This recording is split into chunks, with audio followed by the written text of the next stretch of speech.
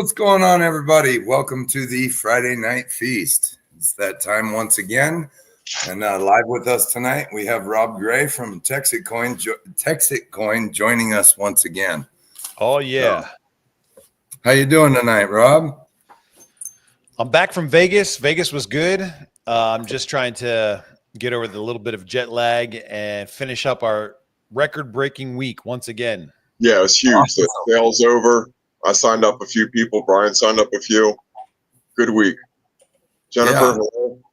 And so you guys is your live video from out there. Pete Johnson shared that with all of us and been passing that around. So yeah, it's been good. Good information for people. Excellent. So I'm trying to share this right now to my to our TEXIT Coin community. So if I seem a little distracted, it's because I'm trying to get it out there far and wide. Yeah, get it out there. Well, the promotional deal, correct, ends tonight. So tonight's a big push to sign more people up, correct? What are we talking about? The 3+1? Yep. Yeah. Just right. Yeah, that's right. You know, we started it. We did it like we tried it out last October and November, and we thought it was just going to be for the month, and it worked really, really well. And so we brought it back around early 2025, whatever year we're in now. Right. And and then it became a bit of a permanent fixture. But the problem that we have is that we're growing really fast, really fast. And look, you'd think that growth is good. And of course it is. We need it. We want it. But at the same time, you know, if you get too hot, you develop administrative challenges that are difficult, stressful, and you know, whether you like to believe it or not, and I do believe it because I've been there before, they are likely to put you in a spot where you're at risk for going out of business.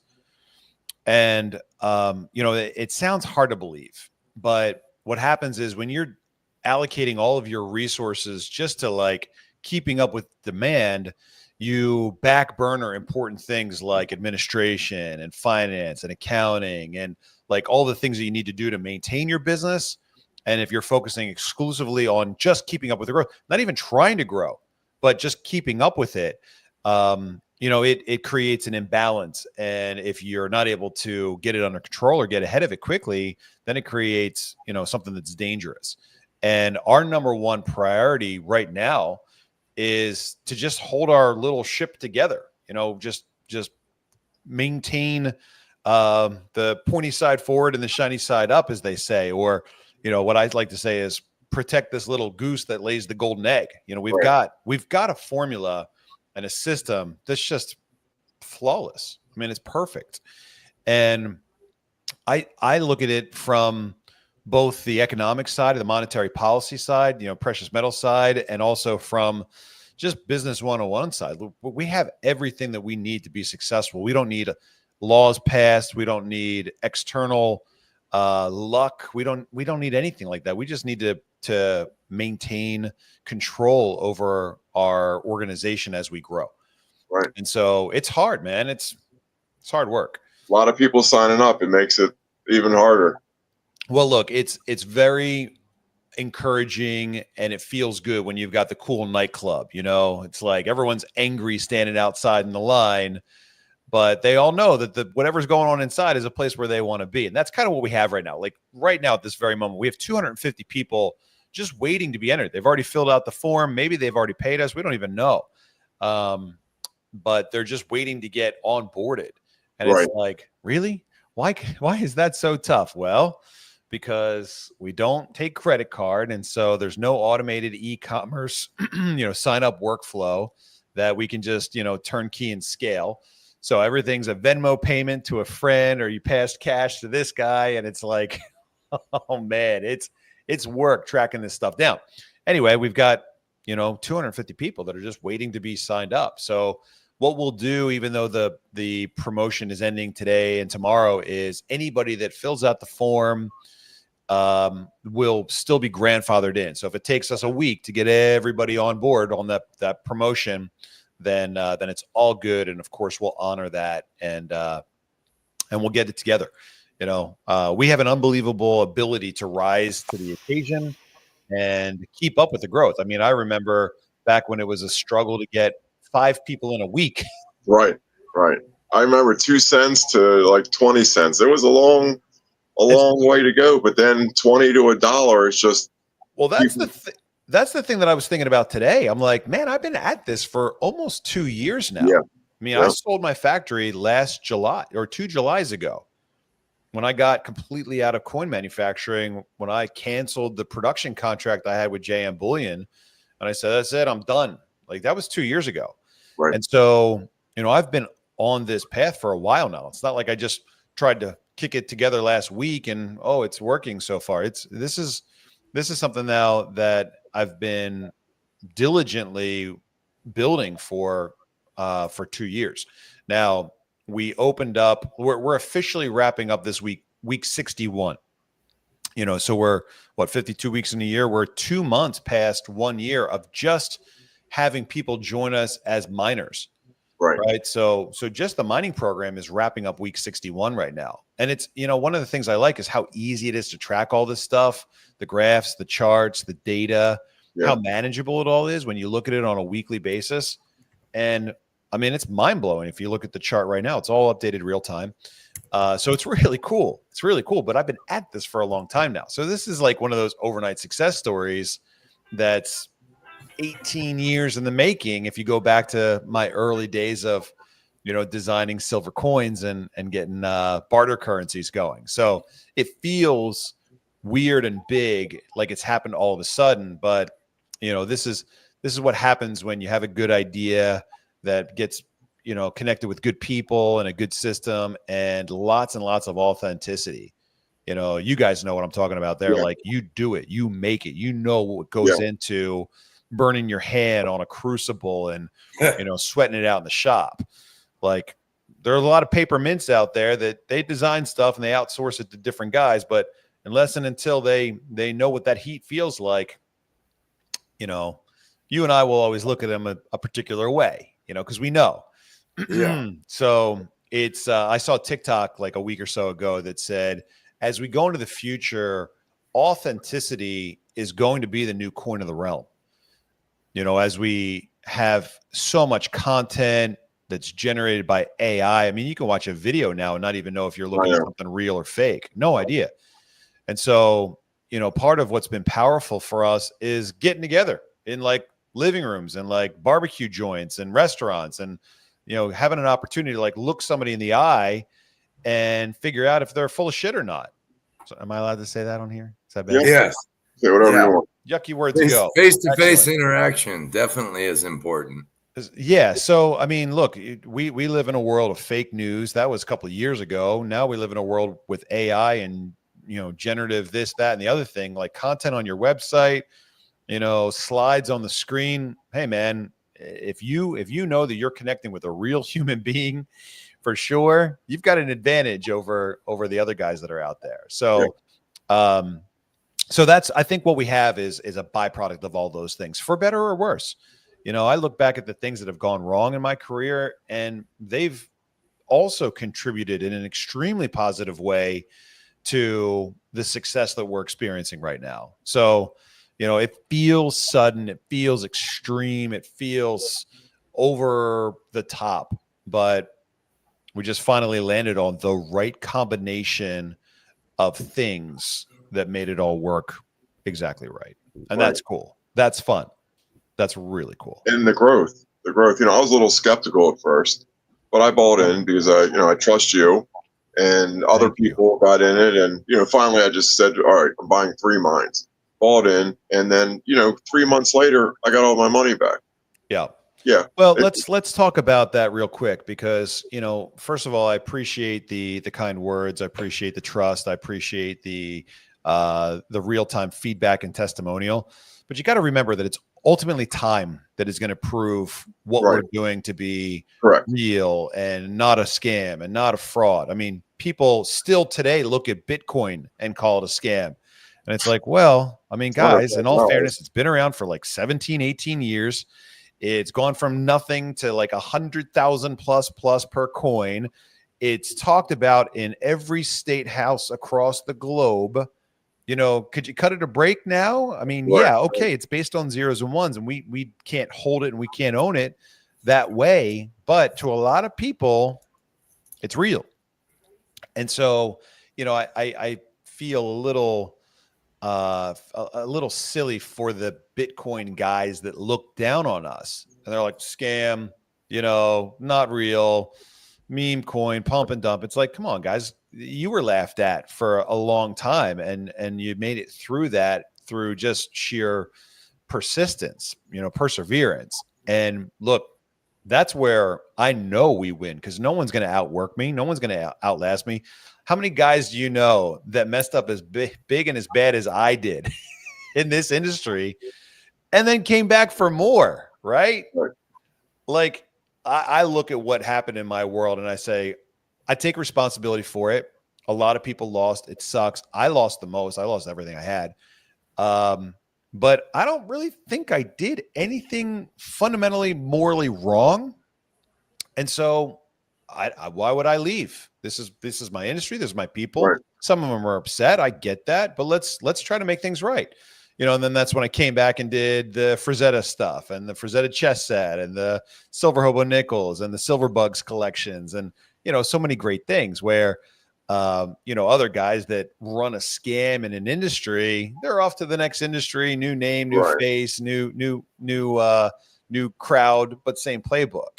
And so, you know, it's the things that I did in my career that went well. It's the things that I did in my career that went poorly that have all contributed to being at this moment right now. But ultimately, my point is that we're not going to know today. We're not going to know tomorrow. You know, we might not know for 50 or 100 years what the future holds for crypto. You know, one EMP and the lights go out and we all go, see, told you so, told you that it was a scam. And it's like, well, look, we've got to make plans for the future. We've got to build things based on some assumptions here and there. Like, look, if you knew that business, your new entrepreneurial endeavor was going to have a 90% chance of not making it a year, who would look at that and say, I'm going to start a business? Or like another 90% chance of not making it 5 years. You have a 1% chance of making it 5 years in this world, right? Across almost every industry. Like, who would even bother if you just looked at the basic, you know, math and odds of success? But some guys, they go against that stuff. And so what I can tell you for sure is that time will be the ultimate thing that proves up whether or not what we're doing is good, whether or not what we're doing is likely to be successful or is going to have a positive impact on people's lives all across the globe. Today, we can look at it and say, it's having a pretty positive impact on a lot of people.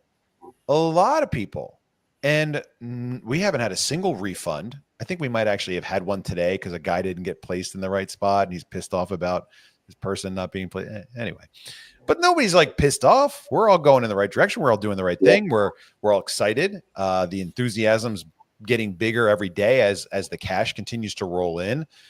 But, you know, we got to be good stewards of that, and we have to continue to work hard on it every day. There's no time to coast.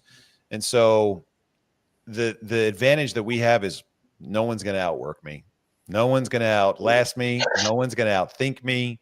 I've got those bases covered. So you take a good formula, you know, we're at the right place at the right time with all this stuff. And then you say, okay, well, is the guy going to persevere? Yeah, that I know for sure. That I'm not worried about. So yeah, we're off to a great start, and it's every week. I mean, geez, we did 1.8 million in sales last week. That was mind blowing. You look at the chart for the month. Holy crap. The team has agreed to stay late tonight for pizza, salad, and a ridiculous bonus to see if we can hit $2 million tonight. Right. And that's crazy, I think. And it's wild. It's just wild. And a lot of that's because of the buy 3, get 1, buy 6, buy 2, buy 9, 3 promotion ending. But it's also because we had a great time in Vegas this last week. Everybody goes to a great event like that, gets recharged, and energized, and they take that back to the communities that they come from, and they share that excitement and enthusiasm. And so, it's real. It's a real thing. And It is real. We had 75 people get together this past week in Vegas, 5-star all the way, except for the hotel. You ever stay at Resorts World? No, it's not good. No, I've been there though. Isn't it that new facility? It's fairly new or whatever. I think Fairly we went new. there. Look, Fontainebleau and- is across the street, and that's really nice. That's where the event was last year. This year it was at Resorts World. I thought they'd be nice being new. Normally, if I went to Vegas, I'd be at like Mandalay Bay, but we stayed at the same place where the event that we wanted to go attend was being held. Right. And so, other than that, 5 stars. Yeah. But, setting that aside, we had a great time. And, we want people to get together and, like I said, share stories, share experiences, get to know each other. I tell people we're building this for 3 reasons: to have fun, to make money, and to build a community. And I think about the Bitcoin event that was going on across the street where, they've got 12 or 15,000 Bitcoin. It's the biggest event in the US. And I'm guessing next year, about this time, we'll have our big event, maybe back in Las Vegas. We'll have 25 or 50,000 people there. So the community that we'll bring together for this is going to dwarf what we see right now in cryptocurrency by far. And so we had a great time. Sales are good. It's hard to believe that it's going to continue growing, but if we continue to do a good job at following through on the promises that we make to our community, it'll keep growing. Right. No problem. No worry about it. So I do have a couple questions, Rob, and these are just some questions that I've had people ask me as I'm trying to share about it. So I'm going to go ahead and ask you these. These are just 3 that I could come up with. Sure. So, and I'll go ahead and say all 3, and then you can try and work through them or whatever. But yeah, one question I have a lot of people ask me is, right now, TEXIT coin is a US-based coin. So how do you project that to get onto the world market and out there to the world? Yeah. The other question is, people go, okay, so if I'm making money, how do I get my money out? Right now, there's DEX trade and whatever.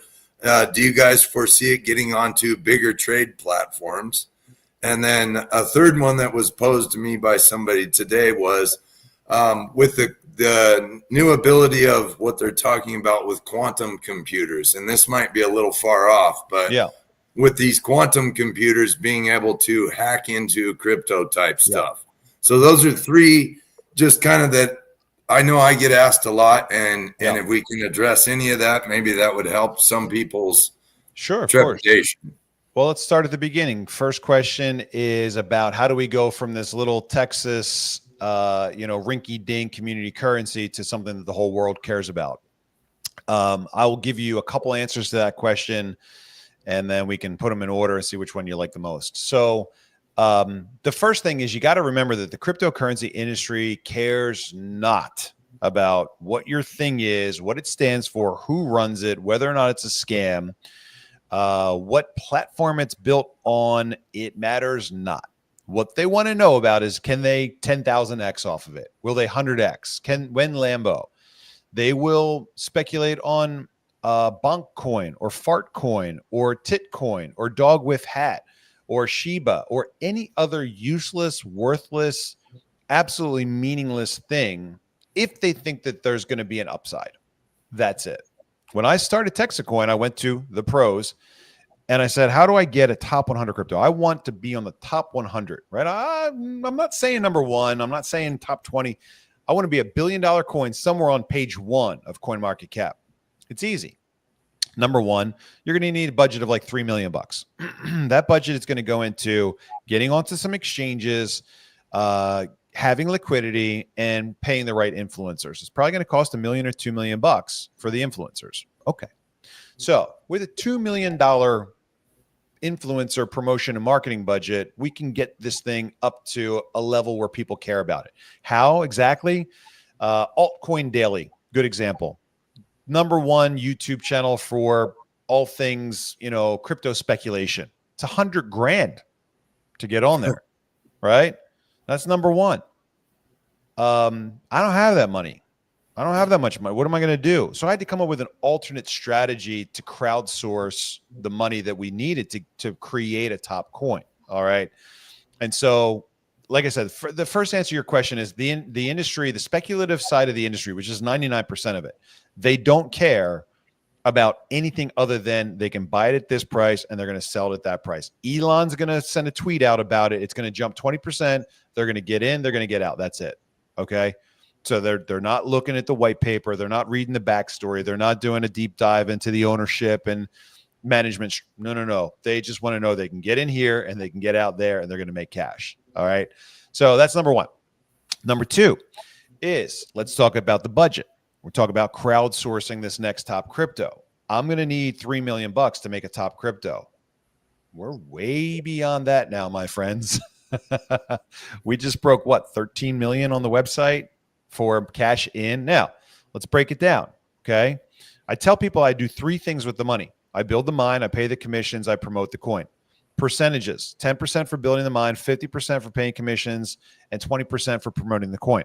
It leaves 20% left over for liquidity and another 10% on the tail end for management, overhead, and my profit, right? It's got to be something in it for me. I got to win the most. I might not win until the end, but I'm going to win the most in this deal, right? And so we look at the promotion budget and we say, okay, we've got 1 million seats that we're going to sell.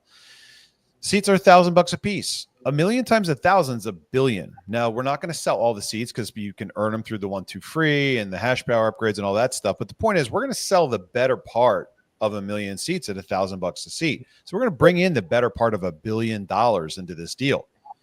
Better part of $1 billion, 20% for promotion and marketing is $200 million. And so we'll have $200 million. I spent $120,000.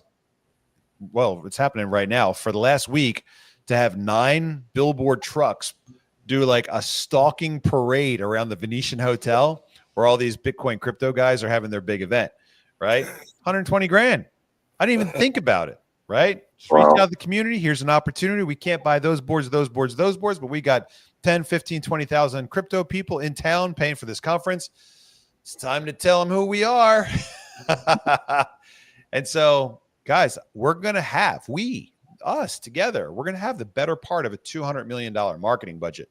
What is it that I cannot buy to promote TEXIT coin domestically in Texas, in San Fran, LA, New York, with our Asian friends where the majority of those populations are, or overseas in Tokyo, Japan, Korea, Seoul, South Korea, or Shanghai, or, Hong Kong or Singapore, or any of these places where we have, solid crypto speculation communities. Like, I got the money for it now. People are saying, go, pump. No. It's not time yet. Well, is this the rug pull? No. We're in a coin acquisition mode right now. The people that sign up, they're getting the slow drip off the mine, 4, 5, 6 coins a day. So we want to acquire coins before we pop. Okay. So we're setting cash aside. We're paying commissions. We're building the mine. We're setting cash aside for liquidity. We're doing the development. We're working on layer 2, and we're building up this promotion and marketing budget. We're starting to use it. I got 96 billboards across the state of Texas right now that are just logo, TXC, price. It's one of the most powerful tools we could have ever designed, and it's working. All of it's working. So, we're already reinvesting some of that cash into the promotion budget. But once we get to the point where the rocket is ready to blast off, we'll have 100 million to go over there and just dominate, be the headline sponsor at every crypto event. Right now we look at that and it's like $95,000 to be the title sponsor for the big conference. No way. Name the Titan Stadium in Las Vegas. Whatever. Why not? Name us but you got to remember, the core of our strategy is we want to manufacture TEXIT coin here in Texas, and then we want to export it to Asia. Right. And we make no secret about that. If you watch the speech that I gave in Las Vegas at the Bitmain conference, that's the message. The message is, hey guys, let's trade. Trade with all, alliance with none, right? You guys got Bitcoin. We got TEXIT coin. Let's trade. we're telling them that they are our desired trade partners, right? Right. Like, it sounds racist at first, but then you look at it and say, well, that's where they make a lot of stuff that we need, and they got a lot of cash that we want, and they want to get that cash out of their country because they've got some strict rules over there about it. So they're looking for the next thing to put their cash into. We just got to go over there and make a reasonable presentation and have them take us seriously. So later this year, when I take 500 of our top TEXIT coin miners and I go over to Singapore into their backyard, and we present the same community that showed up this past week at the conference in Las Vegas and raised the roof. Oh my gosh. Two things happened in that room the other day. One is when I got up on stage, the whole hotel probably heard it, number one. Number two, when I finished, said thank you and goodbye, and the cheering died down and our community left the room was empty. We show up. We're going to bring people there. And I told all of our miners, I said, look, I went here last year to learn everything I could about mining, immersion cooling, energy. So I got a lot of ideas. I don't have all the ideas. I need you guys to go out and learn and soak it all up and make relationships and figure out what you can to bring back to our conversation so that we can make this project even bigger and better. So now I'm bringing our community out to hang out with you guys, to create more value and more interaction and more opportunities for you. And so when we show up in Singapore the first week of October with 500 TEXIT coin miners, I'll spend 10 million bucks for us to go out there. We got the money to do it. It's far-fetched, man, but we got it. It worked. So now let's go over there and be ambassadors of our culture, of our brand.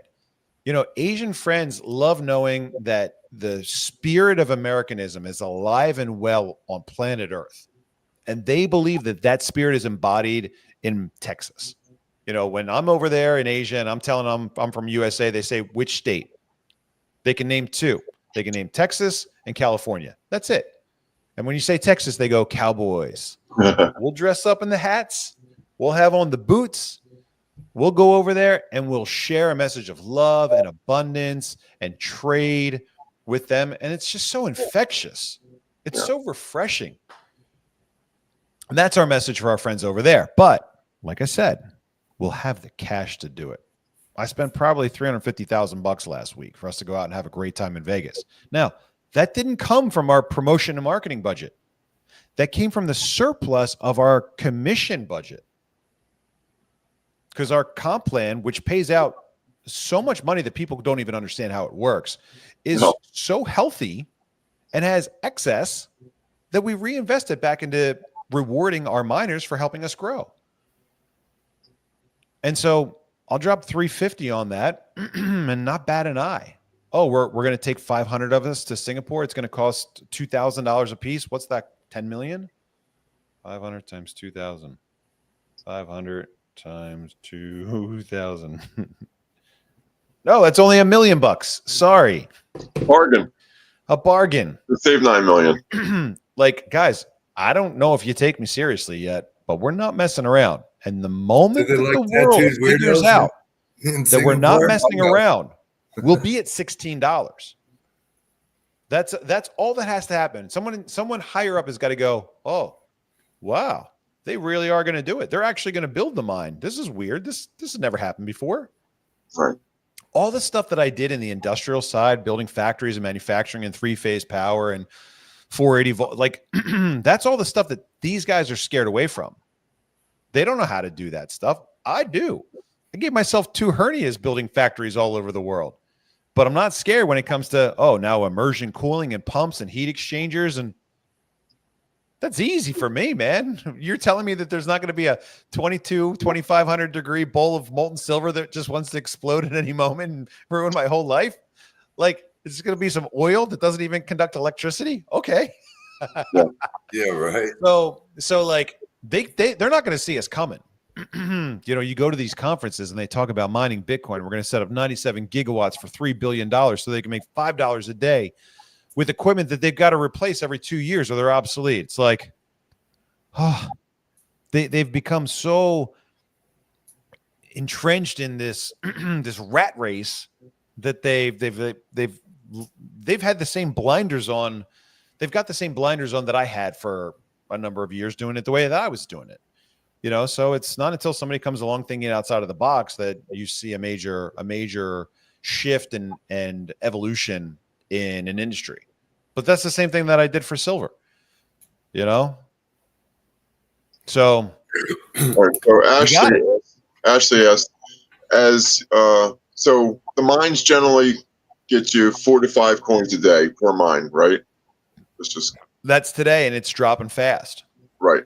Yeah, so as more miners come on, the amount you mine drops, but the price is up. So it kind of look. It's by design. At first glance, people get frustrated, and I get it. But then I say, look, if you throw $1,000 into mining Bitcoin, you're not going to make anything ever, right? Like it'll be years before you have an ROI on that. Number one, and number two is like if you wanted to make 100 grand gambling on Bitcoin, you got to buy $100,000 of Bitcoin and hope that it goes from 110,000 to $220,000. Right. You know, like we've got the most reasonable projection in cryptocurrency. Now, a year and a half ago, it was get in early, and some people did, biggest risk, biggest reward kind of thing. But those days are gone. Those days are gone now with TEXIT coin. Now, there are still ways to make lots and lots of money in it, both through helping build the referral program, which some people love, some people hate. But you can also acquire more hash power, and more hash power equals more coin. And so you got two options. You either have to buy a big chunk of TEXIT coin now. Like, for example, let's say you want your TEXIT coin experience to have $1 million return by February of 2026 when we're at $16. Well, you got to buy 62,500 TEXIT coin. That's the magic number, right? 62,500 times $16 is $1 million. Right. Okay, so if you join today for the 1 seat package, how many coins are you going to get? Coins per day times days between now and February of 2026 divided by 2, right? And so if it's 5 a day and there are 300 days, 1,500 coins divided by 2 is 750 coins. 750 times $16 is not $1 million. Let's get the calculator back out. 750 times 16 is 12,000. And people are bummed out. And I'm like, okay, how many other realistic opportunities where you can actually see the track record and go, yeah, I'm going to 12x my money in the next 9 months. Right. It's still a pretty reasonable return, number one. And then it's really easy to go from 1 seat on the rocket to 3. You know, you come on board, you bring on your mom, your dad, and your sister. Boom. You've just tripled your mega hash. Okay. Now, if somebody builds the other side for you in that thing that we do that kind of smells like network marketing, then you also get your $1,000 back. Or you take the BOGO hash upgrade, and now you got 500 mega hash. So if you bring on 3 people, you multiply that number by 3, your $1,000 now is worth 36,000. You know, now it's not pay off a credit card. Now it's down payment on a car or a nice used car. Okay, well, I want more. Well, help us grow. So that works into the trade platforms part, right? Is like the financial part of people going, oh, okay, well, it's Dex trade or what. I personally, I don't understand any of it. I bought in because it was like, you know, it's what everybody's doing. You get that fear of FOMO, whatever. But the ultimate reality for like, this is how I explain it to people. If you have $1,000, you can go stand at a slot machine in Vegas, spin away your $1,000 and go home and go, hey, you know what? That was my $1,000 budget. Oh, well, right? Or you can put that 1,000 in a slot machine. You could hit 10,000. You could hit 100,000. If you have that $1,000 to blow, it's not a bad idea to try. I mean, who hasn't spent $1,000 on worse in their life? At this age, we probably all have. So, but then people go, well, how do I get my money? Okay, well, Dex trade, whatever. Do you guys anticipate other platforms? Yeah. So there's a lot that goes into this one. And the first thing I do when I go out is I say, how many people here, when I'm talking to our community, how many people here have sold some TEXIT coin? A third of the hands go up. And I'm disappointed, right? I'm bummed out for a couple of different reasons. First of all, we don't have enough sellers today. which is really mind-blowing because any of these crypto deals, most of these crypto deals you see, they make you lock it up. You're going to join, you're going to put your money in, you're going to get some coins, but you can't touch them for a year. So you got to cross your fingers and hope that a year from now, they didn't mess it up, they didn't crash and burn, and the coins actually have some sort of value whatsoever. I decided from almost day one that that wasn't going to be what we do. Everyone said, you're crazy. I said, look, for better or worse, whatever the price is, the market needs to decide that early on, and people need to have unlimited access to their coins to buy, sell, trade, whatever they want from the very beginning. Otherwise, I'm going to have to ask people to trust me and take this thing on faith. So most people join and they never sell any. And I go, guys, we need more sellers. Why? Because if somebody goes on to DexTrade right now and buys $100,000 worth of coins, they'll take the price up to $50. Well, that's great. No. It's not great because if there's not support there to buy those coins back, the price comes right back down. Now, we saw that happen. We jumped up to $59 a couple months ago. I think it was like the end of February or something like that. But we had a flash pop up to $59. So if you were there watching the market go through the roof and you put, 100 coins out there for sale, you got $5,900 worth of coins instantaneously, right? On 100 TEXIT coin. So what you want is the reason it matters is because suppose a whale comes along, a wealthy person, and they say, I want to buy $100,000 of TEXIT coin. You can't buy it right now. $100,000 of TEXIT coin would take us up to like $6 a coin. That's too hot, too fast. Okay, so we need more sellers so that if somebody comes along and buys $100,000 worth of TEXIT coin, they take the price from $1.10 to $1.50, right? So, well, the problem is not everybody wants to sell. Right. I need some people to sell. So I'm going back now to the guys that got on the rocket early, and I'm saying, look, you got 300,000 coins, you got 400,000 coins. I need you to monetize some of those, okay? Because every time you sell some and somebody else is getting on the rocket ship, they're starting that journey over. So the guys that got in at 3 cents, they're selling it at $1 and they're pretty happy with their 30x return. The guys that are getting in at $1, they're not going to sell it at $1.10. That's not worth it. They're going to sell it 2 or 5 or 10 or 20. The guys that get on $5 are hoping we go to 100. So every time somebody gets on the rocket, they start that journey again. And we really like that aspect is what keeps it from dumping when we hit $1. Everyone's going to crash, everyone's going to cash out at $1 and crash the market. And then it didn't happen. And then we hit $1 and it jumped up even higher. And so we reach these like equilibrium points as we stair step our way up. Anyway, first of all, I need people to become comfortable and familiar with selling. I call it the cycle. I call it the loop, right? You get in, you give me your money, you get your welcome email, you download the app, you link your coin, you log into the back end, you change your payout, you set up your DexTrade account, and you move some coins over, and then you put a sales order out there and you monetize some coins. And then what happens is this. It really worked. I thought it was a scam and I just sold my coins for some cash. I don't get it. It really worked. Right. We had a guy the other day help his sister-in-law sell $25,000. She wanted to buy gold coins. She monetized $25,000 of coins on the open market in market limit sales orders, and the price went up because that additional liquidity creates interest and the buyers will grab it. Now, if they do they did a limit sales order, not a market sales order. Market sales will push the market price down. But anyway, first of all, I said, why did you do that? I've got a safe full of gold that I'm happy to sell you for TEXIT coin. You don't have to turn it into cash. But when you go through that process and you cash out $25,000 worth, holy crap, it's real. Yeah. And it is. And I've been saying it for a long time, and it's not my money. You can see where my money is on the market. I just put a buy order in today on DexTrade at 99 cents for like $30,000 of coins. That's me. And I'm totally upfront with you and the rest of our community about that. But I say, look, if you want to know where I'm messing around in the market, number one, it's on DexTrade. It's not on Bitmart. Number two, well, let me come back to that in a second. Number two is I won't push the price here unless I have this much cash to back it up. Today, I've got about $590,000 of cash, maybe over $600,000 of cash that's locked on a coin that I shared with my community. I don't know if you guys saw that, but I said, here's the liquidity coin. I have a coin just like this. And I said, I'm going to load this up. And if you are wondering whether or not I'm involved in taking the market to a particular price, which this time I didn't, because the market was already over 99 cents. I just put my floor in there at 99 cents.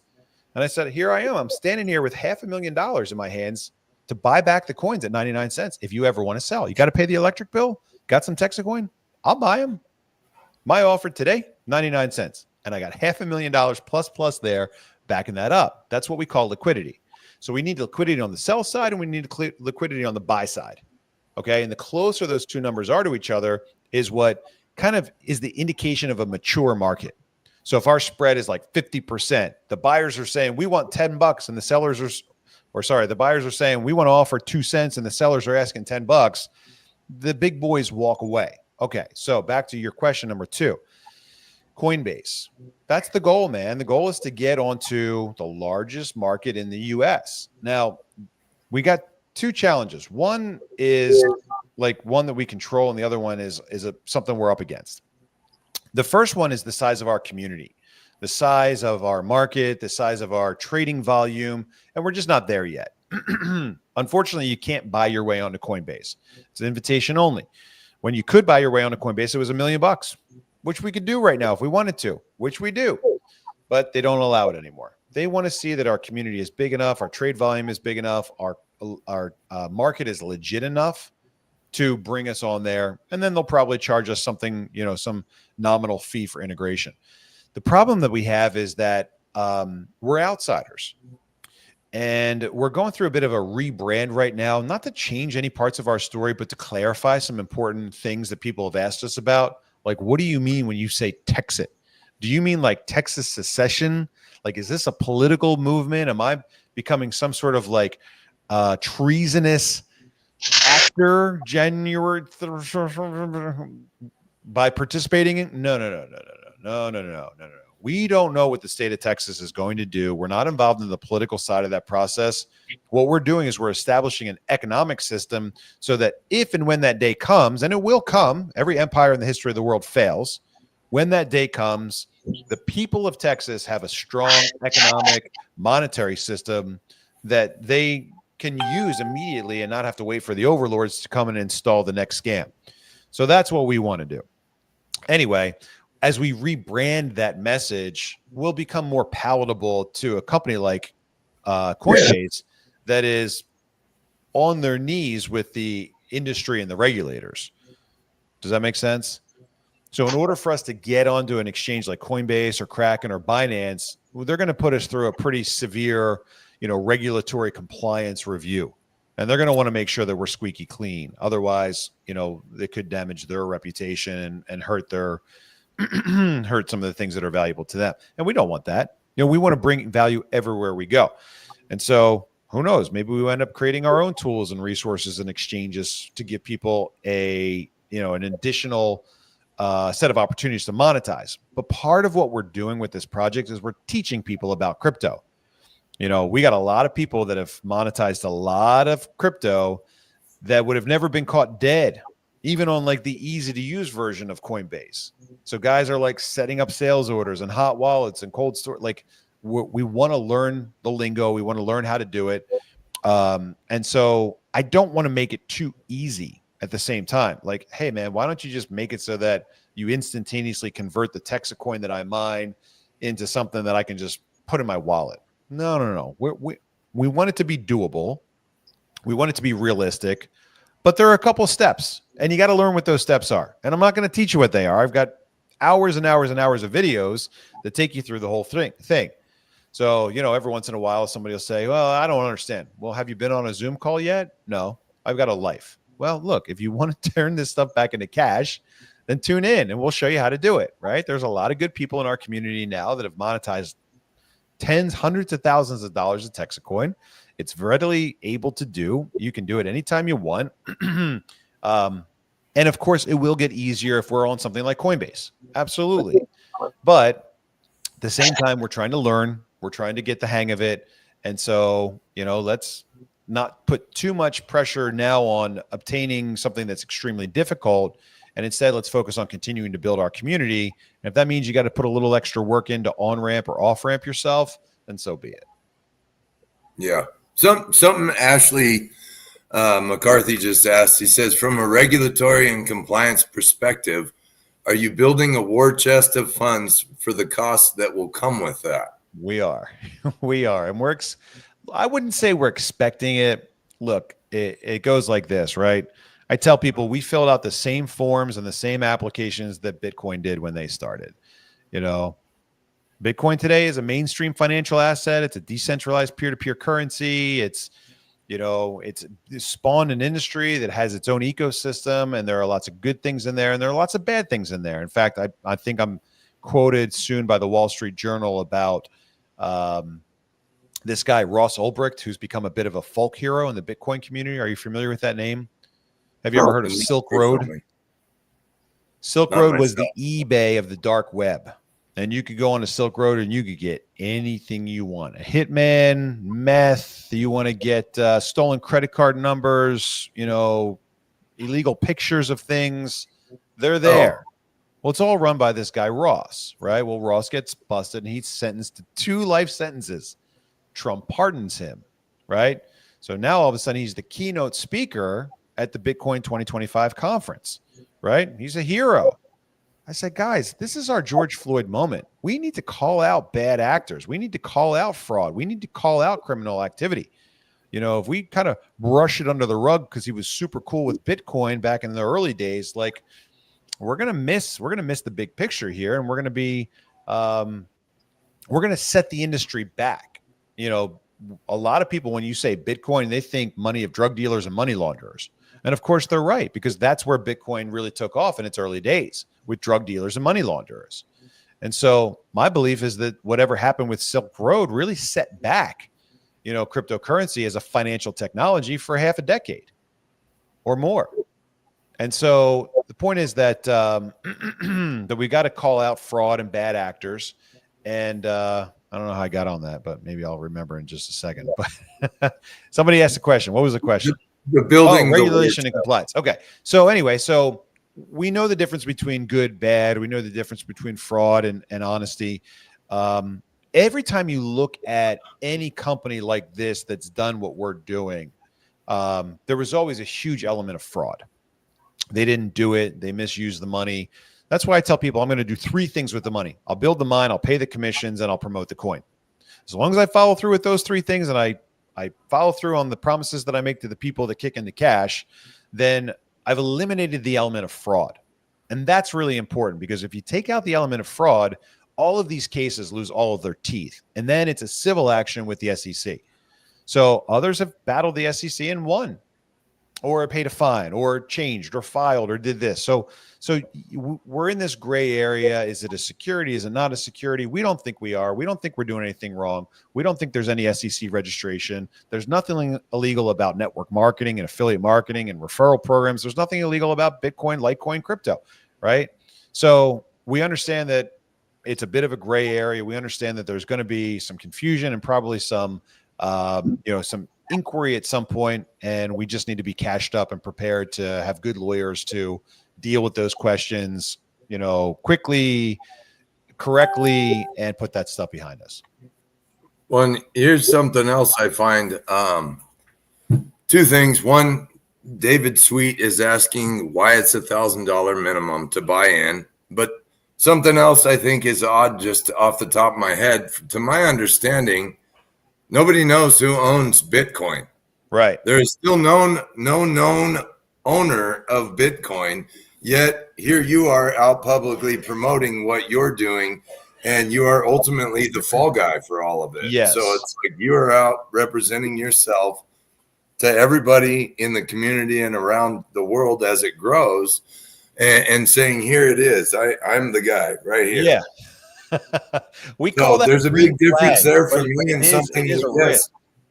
It may be worth $125,000 for Bitcoin, but you still don't know who owns it. Yeah.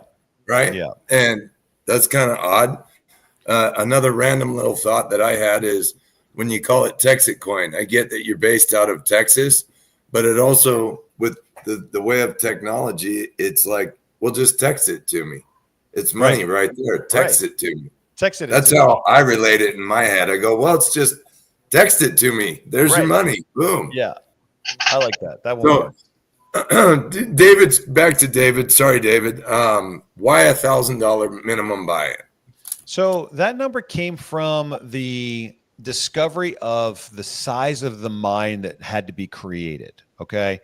And so what I figured out was that there's a very strong correlation between any coin that's proof of work, which means that there's a digital mine crunching exotic math calculations and burning energy. There's a correlation between the size of the mine and the value of the coin. As the mine gets bigger, the coin becomes more valuable, right?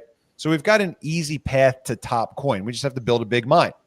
Bigger the mine, the more reliable the network. The more reliable the network, the more people are going to use the network. The more people using the network, the more people pay transaction fees to do business on that network. So we want to build a big mine and we want to have a valuable coin. And there's, like I said, it's not a direct and it's not a perfect correlation, but you can lay these charts on top of each other and you'll see that they are related.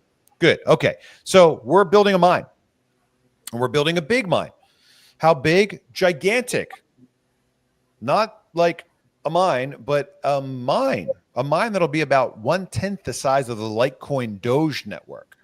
And so I said, well, if I can build a mine that's about the 10th of the size of the Litecoin Doge network, I think it stands to reason that we're about 1/10 the value of Litecoin and Doge combined. That puts us over $1 billion, way over. I don't know exactly where the two are off the top of my head. Let's take a look while I'm here. But the point is we're building a mine. Okay. Well, how big of a mine do we want? Well, 100 million mega hash is what the pros say. That's 1/10 the size, or at least it was when we got started, of the Litecoin Doge network. Okay. So our challenge isn't in building the mine. We know the hardware, we know the process, we know the heat exchangers, the immersion. Like that's an infrastructure project. We know what it costs to do it. The challenge for us is getting people to have an interest and put a value on the digital asset that the mine produces. Okay. Otherwise, we're just mining a worthless coin. So if we get one guy to build $100 million, 100 million mega hash mine, what's the coin going to be worth that it produces? Nothing. Nobody knows about it. Nobody cares about it. So we need to not only just build this gigantic mine, but we also need to build a giant community of people that are interested in that coin. Okay, well, how many? Well, like 1 million. Is 1 million an achievable goal? Let's find out. 1 million times 100 mega hash per person equals a 100 million mega hash mine, that gigantic mine that we're talking about. Okay, so now I know the size of the mine we want to build, and I know the size of the community that I want to build. I want to have 1 million people get together and build 100 million mega hash mine. Now we got the comp plan, we've got the cost of the mine, we got the cost of promotion, we got the cost of overhead and all the technical development. How much cash do we need? We need $1 billion. Okay, so now we got 1 million people times $1,000 equals $1 billion. That gives us 100 million mega hash mine. It gives us 1 million people on our. So anyway, so the point is you do the math on all that stuff, and that's how we got to that $1,000. 1 million times 1,000 is $1 billion. When we do the math on all that, we say, okay, we're launching this thing like last year at the beginning of 2024, right? I mined the first block January 26, 2024. We started the mining program early. April 2024, we're on week 61. Well, we said that March 2nd, 2025 was going to be the end of our pre-launch period, and now we're live. Okay, we had to pick a date. We had to pick a time that was going to mark the end of the pre and the beginning of the work, right? The reality is that the pre-launch period goes to the moment that the last seat on the rocket ship is sold. Okay, so somebody buys that last seat for $995. We close the door, we seal it shut, and now we're ready to blast off. Now pre-launch is over. Okay, so what happens is when you start a coin, you say, I'm starting a coin. Well, what's it worth? Well, it's worth 0.00000. Okay. You take the number of coins you have, multiply by the price per unit, and then you get your market cap, the total value of all the coins, just like in the stock market, right? Okay. So when we kicked off, we were at like 2.8 cents and we had like 5 million coins. So we were like $150,000 value, worthless, right? The value of like the things that I brought to the table and the time and the development. Okay. So then we go to the market with our coin at 2.8 cents and we go, market, we've got this thing. It's not much, but it's a good idea, good leadership. Here we go. Do you agree that this thing's worth 2.8 cents? If they think that price is high, the price goes down. If they think the price is low, the price goes up. Supply and demand. Okay, so stay with me here on this one. We sell the last seat on the rocket ship. We've got the better part of $200 million for marketing and promotion. We've got the better part of 1 million people in our community. We've got one of the largest privately owned mines in the world. Okay. We've got technology that's faster than Bitcoin. We've got, a year and a half, 2 years of trade data that shows that we're stair-stepping our way up. And now we say, hey, market, we think that we're $1 billion coin, a top 100 coin. Do you agree or disagree? Would you say that we're worth $16 per coin at that point? With the biggest community in crypto outside of Bitcoin, one of the largest mines in the world, the largest privately owned mine, and all these other things going for us, plus the budget for promotion, $100 million of liquidity. Like, how could we not be $1 billion coin? It's a ridiculous thing to say that we're only worth $1 billion when we have all of those things going for us. Remember, the experts said we needed 3 million to be $1 billion coin. We're talking about $100 million mine, 100 million mega hash mine, 1 million people in the community, 200 million in the marketing budget, 100 million. Like, it's insane. When we blast off, I think we'll hit top 10 right away. And not just because of what we have, but because of where we're going. So, your third question was, what do we do about quantum computers and things? The reality is that we don't know what the future is going to bring, but I can tell you that with 1 million people and all that creativity, you're seeing the creativity already with people making videos and t-shirts. And I'm not doing all that stuff. Crypto is a community driven thing. And as we start bringing in and attracting the best and brightest minds in crypto that are saying, man, these guys are actually doing something exciting for the first time in 7-8 years, we'll find the people to come over to our camp that'll help us work through those questions of how to deal with the technology as the future comes our way and quantum computing shows up and EMP resistant, technologies present themselves. We don't know what all those things are, but I can tell you that with something as exciting as what we got, we're going to find a way to overcome those challenges because that's just what living things do. One, that's like you say, as technology advances in all aspects. I mean, banks, other things, they're going to have to be looking at these things too. How do they protect their own infrastructure and different things? Yep. And Jason Maples, I think you're absolutely right. I think government is behind Bitcoin personally as well, because how else would it keep going? But that's just my thoughts. What do I know? Well, maybe he's talking about, the previous regime. And I think that that's right. I definitely think that we're going to have a very wide open road in front of us because, when Trump came into office, he basically disbanded the crypto task force at the SEC. He started his own meme coin. I mean, how can anybody get in trouble for starting a meme coin when the president of the United States now has a meme coin? So, I keep hearing the Hawk 2 girl is going to get busted and go to jail. No, she's not. She made a meme coin. The president has a meme coin. She's going to be fine. People jumped in. A lot of them lost money, but it's digital collectibles, and Beanie Babies didn't land anybody in jail, and neither did Pokemon cards or baseball cards or Matchbox cars. People collect stuff, and so the previous government, was cracking down on that kind of stuff. The current one, no. So I think we've got a clear road ahead, but we just have to keep our eyes open. We've got to keep learning, keep perceiving, and keep making good decisions, and keep our hands clean. First and foremost, I know from personal experience that, if people start smelling smoke, they're looking for the fire. We just made the decision last week that any unpaid commissions, we're going to get paid out to cold storage wallets and delivered to customers. Why? I got $90,000 of unpaid commission because I'm emailing people saying, I need your USDC address so I can pay your commission this week. I got $3,000 with your name on it. I'm going to put it on this wallet and I'm going to send it to you in the mail. And you're not going to know what to do with this, but it's not my problem anymore. My commissions are paid. You can just send it to me. Yes, you're I think that's going to fine. have to figure it out, I right? think It's that's going to fine. open a whole new can of worms, but you can't come back to me and say, I didn't pay the commissions. I'm not going down that road. I know what that road looks like. So the point is we have to keep our hands clean. And if we eliminate that fraud, then it takes all the teeth, it takes all the glamour out of a criminal prosecution. And so we got to follow through on the things that we're saying we're going to do. And I'm confident that I'll expect a very different outcome by doing those things. I went into the same thing with the Liberty dollar. I started the open currency standard on the very, heels of the Liberty dollar getting busted for counterfeiting. And everyone's like, you're going to get busted for counterfeiting. What are you doing? You're doing the same thing. I'm like, no, I'm not. I'm not calling them dollars. I'm not making them look deceptively similar to U.S. currency, and I'm not spending them at Walmart. And so we have to go into these questions of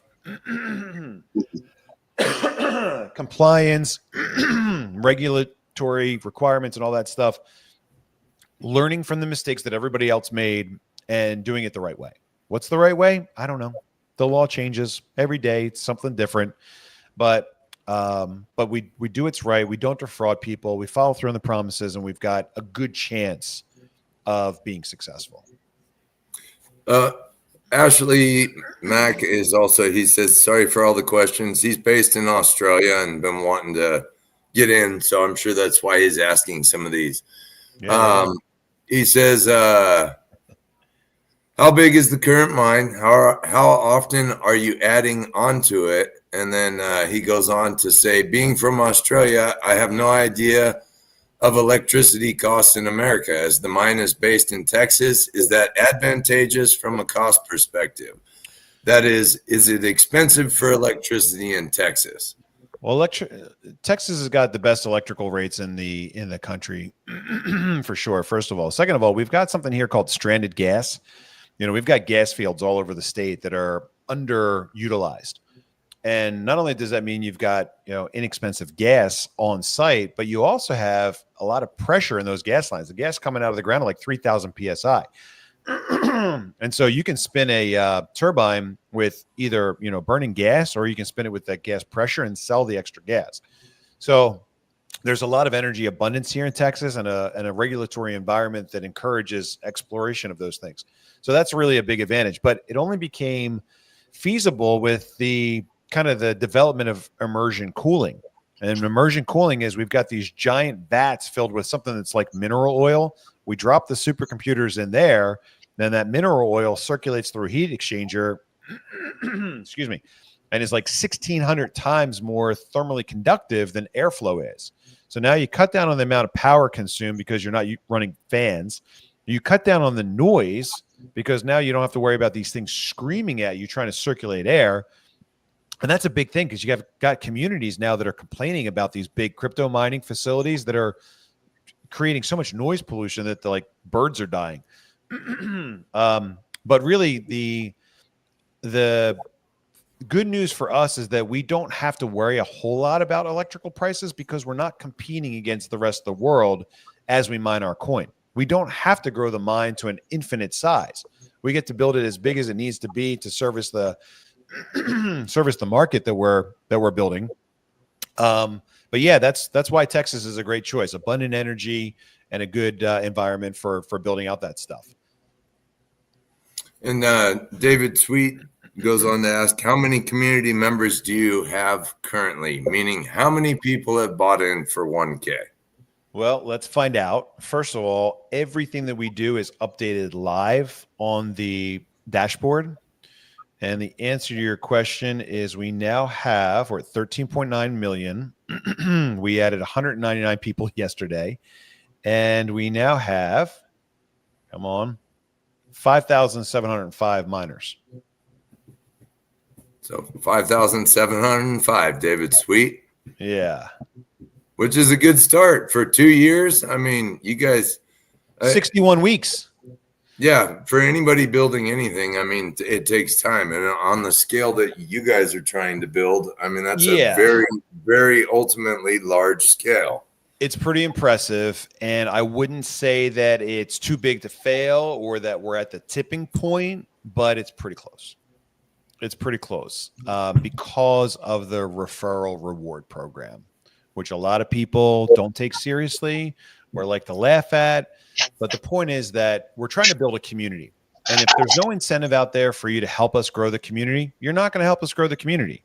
All right. So what we want is for people to come in, dip a toe in the water, pull back the curtain, go underneath the hood, check it out, mine some coins, sell some on the open market, figure out that we're not a scam, which is what everybody's thinking in the first place, and then share our story, right? Because they go, well, I would like to have more hash power.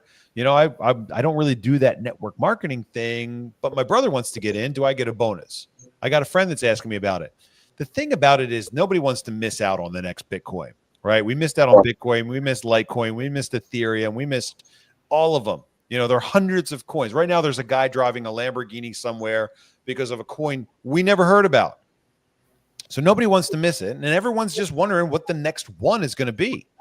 Most of the time, it's just throwing darts at a dartboard, right? But if you know somebody who knows somebody who knows somebody that's talking to the guy that started one, and he's got actually some background and maybe a little bit of experience, in this realm, not to mention he created the original Bitcoin coin. Like you go, oh, maybe that's it. Well, it's the $1 million question. Is it worth $1,000? Because if you're wrong and I take this coin to $1,000 a coin, which is like top 20, you lost out on $1 million. And so you go, oh, that's a tough question. Like you said, some people look at it and they go, $1,000, that's why I wasted the casino. But the thing that I really like about it is you got to decide one time. It's not like a normal network marketing company where you got to sign up to get the box of shampoo every month and you're like pushing it out there to friends and family because you have to pay for it every month. It's just going to get stockpiled in your garage. You decide one time if you want to take the journey. One time fee. That's it. Sorry, Ashley's saying he's got to drop off real quick. So I'm trying to get his questions answered for him just because anybody else that's non-US based, this may apply to you.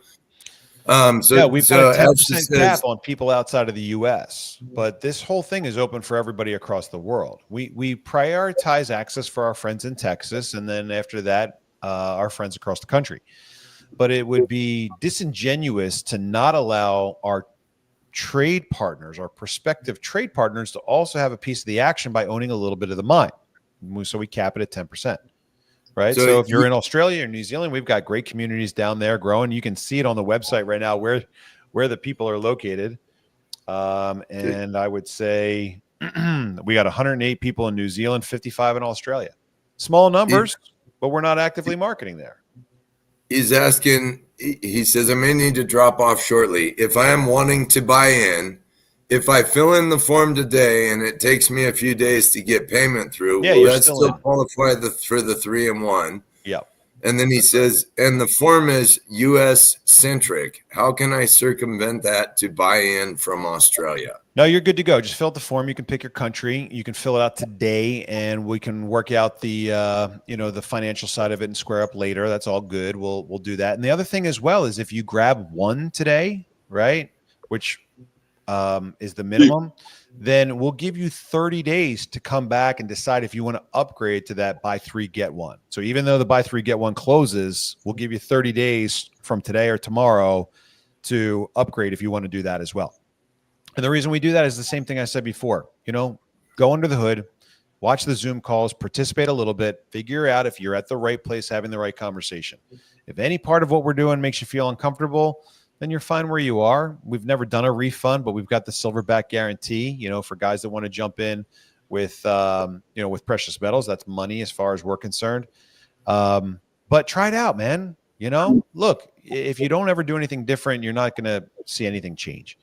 And so crypto's uncomfortable. Network marketing's weird. I get it. I don't think either one of you guys are network marketing guys. I don't know anybody that got into this deal early that was real happy with that aspect. But I said, listen, guys, the reason we're doing it is because we're trying to build a community. And if our only opportunity to get a community together is through Facebook and through Instagram and through Twitter, we're gonna hit the gatekeepers. They're gonna shut us down. and they're going to prevent us from having this conversation.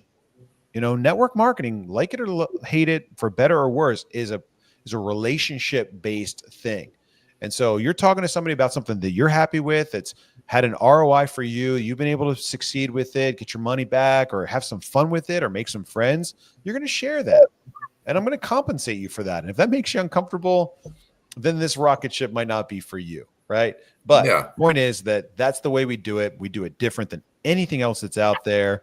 We just had a conference in Vegas with some of the top guys from that industry, and it goes the same way every time. I'd like to sit down and tweak your comp plan a little bit. And I said, no. What we've built is something where anybody can get in, they can get started with it, they can get their money back. We're like 15 or 16 times the national average for the ability to actually get something back out. Less than 1% of people that join like an Amway ever get back their original money. Less than 1%. We're at like 16% last time I looked. And so it's different. It's different, and we've got something that works well for a lot of people, and that's why it's growing so quickly. But again, some people go, scam. It's a red flag. I get it. Crypto's a red flag. Referral marketing's a red flag. Call it whatever you want. MLM, network marketing, pyramid, this, that, the other thing. It's not any of those things that will be accused of being. And it takes time to win people over to that kind of stuff. But, we only need 1 million people to fill the seats on the rocket ship, and a far, far fewer number of those people as well, because now most people are picking up 3-packs. They're coming on and they're picking up 3, which means we only need 300,000, 400,000, 500,000 people. It'll make us still the largest community outside of Bitcoin. But we won't need a full 1 million to get the seats filled up. So Zach Tish asks, do you have any high-profile public backers? Someone like Joe Rogan seems like a natural fit. Well, here's the answer to that question today. The answer question today is not really. We've got a couple of VIPs. Rafael Cruz, do you know that name? I don't. But Ted Cruz's dad is a TEXIT coin miner. Perfect. There you go. So we've got some friends. I won't name all of them, but I'll tell you that we had an invitation for $45,000 to be on a very, very, very popular Instagram live for the next 24 or 48 hours or whatever they're called, Instagram, whatever. But we spend $58,000 every 2 weeks. Maybe it's every month. I'm not sure if it's every month or every 2 weeks to advertise in Austin Airport. And Austin's not a big airport, but you can rest assured that every guest that's flying in to go on the Rogan podcast is going through the Austin Airport. We're on every digital advertising surface in that airport, full domination. So, and I have family that lives in Texas. For those that might be wondering, they can verify. They see TEXIT stuff everywhere in Texas. So, it only has to work once. Yeah, when Rob's saying that, you seen this? That's absolutely true. It seems to be everywhere. Yeah, they do advertise everywhere in Texas. So for anybody that's wondering, it's absolutely 100% true. And for any of you guys that are on here, if you're interested in signing up after tonight, you can hit up, or tonight after the live, you can hit up Ricky or myself.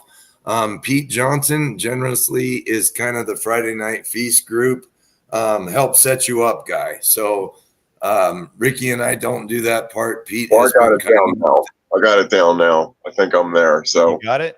Yeah, just put one of us as your referral, please. Yeah, put Ricky or myself as your referral.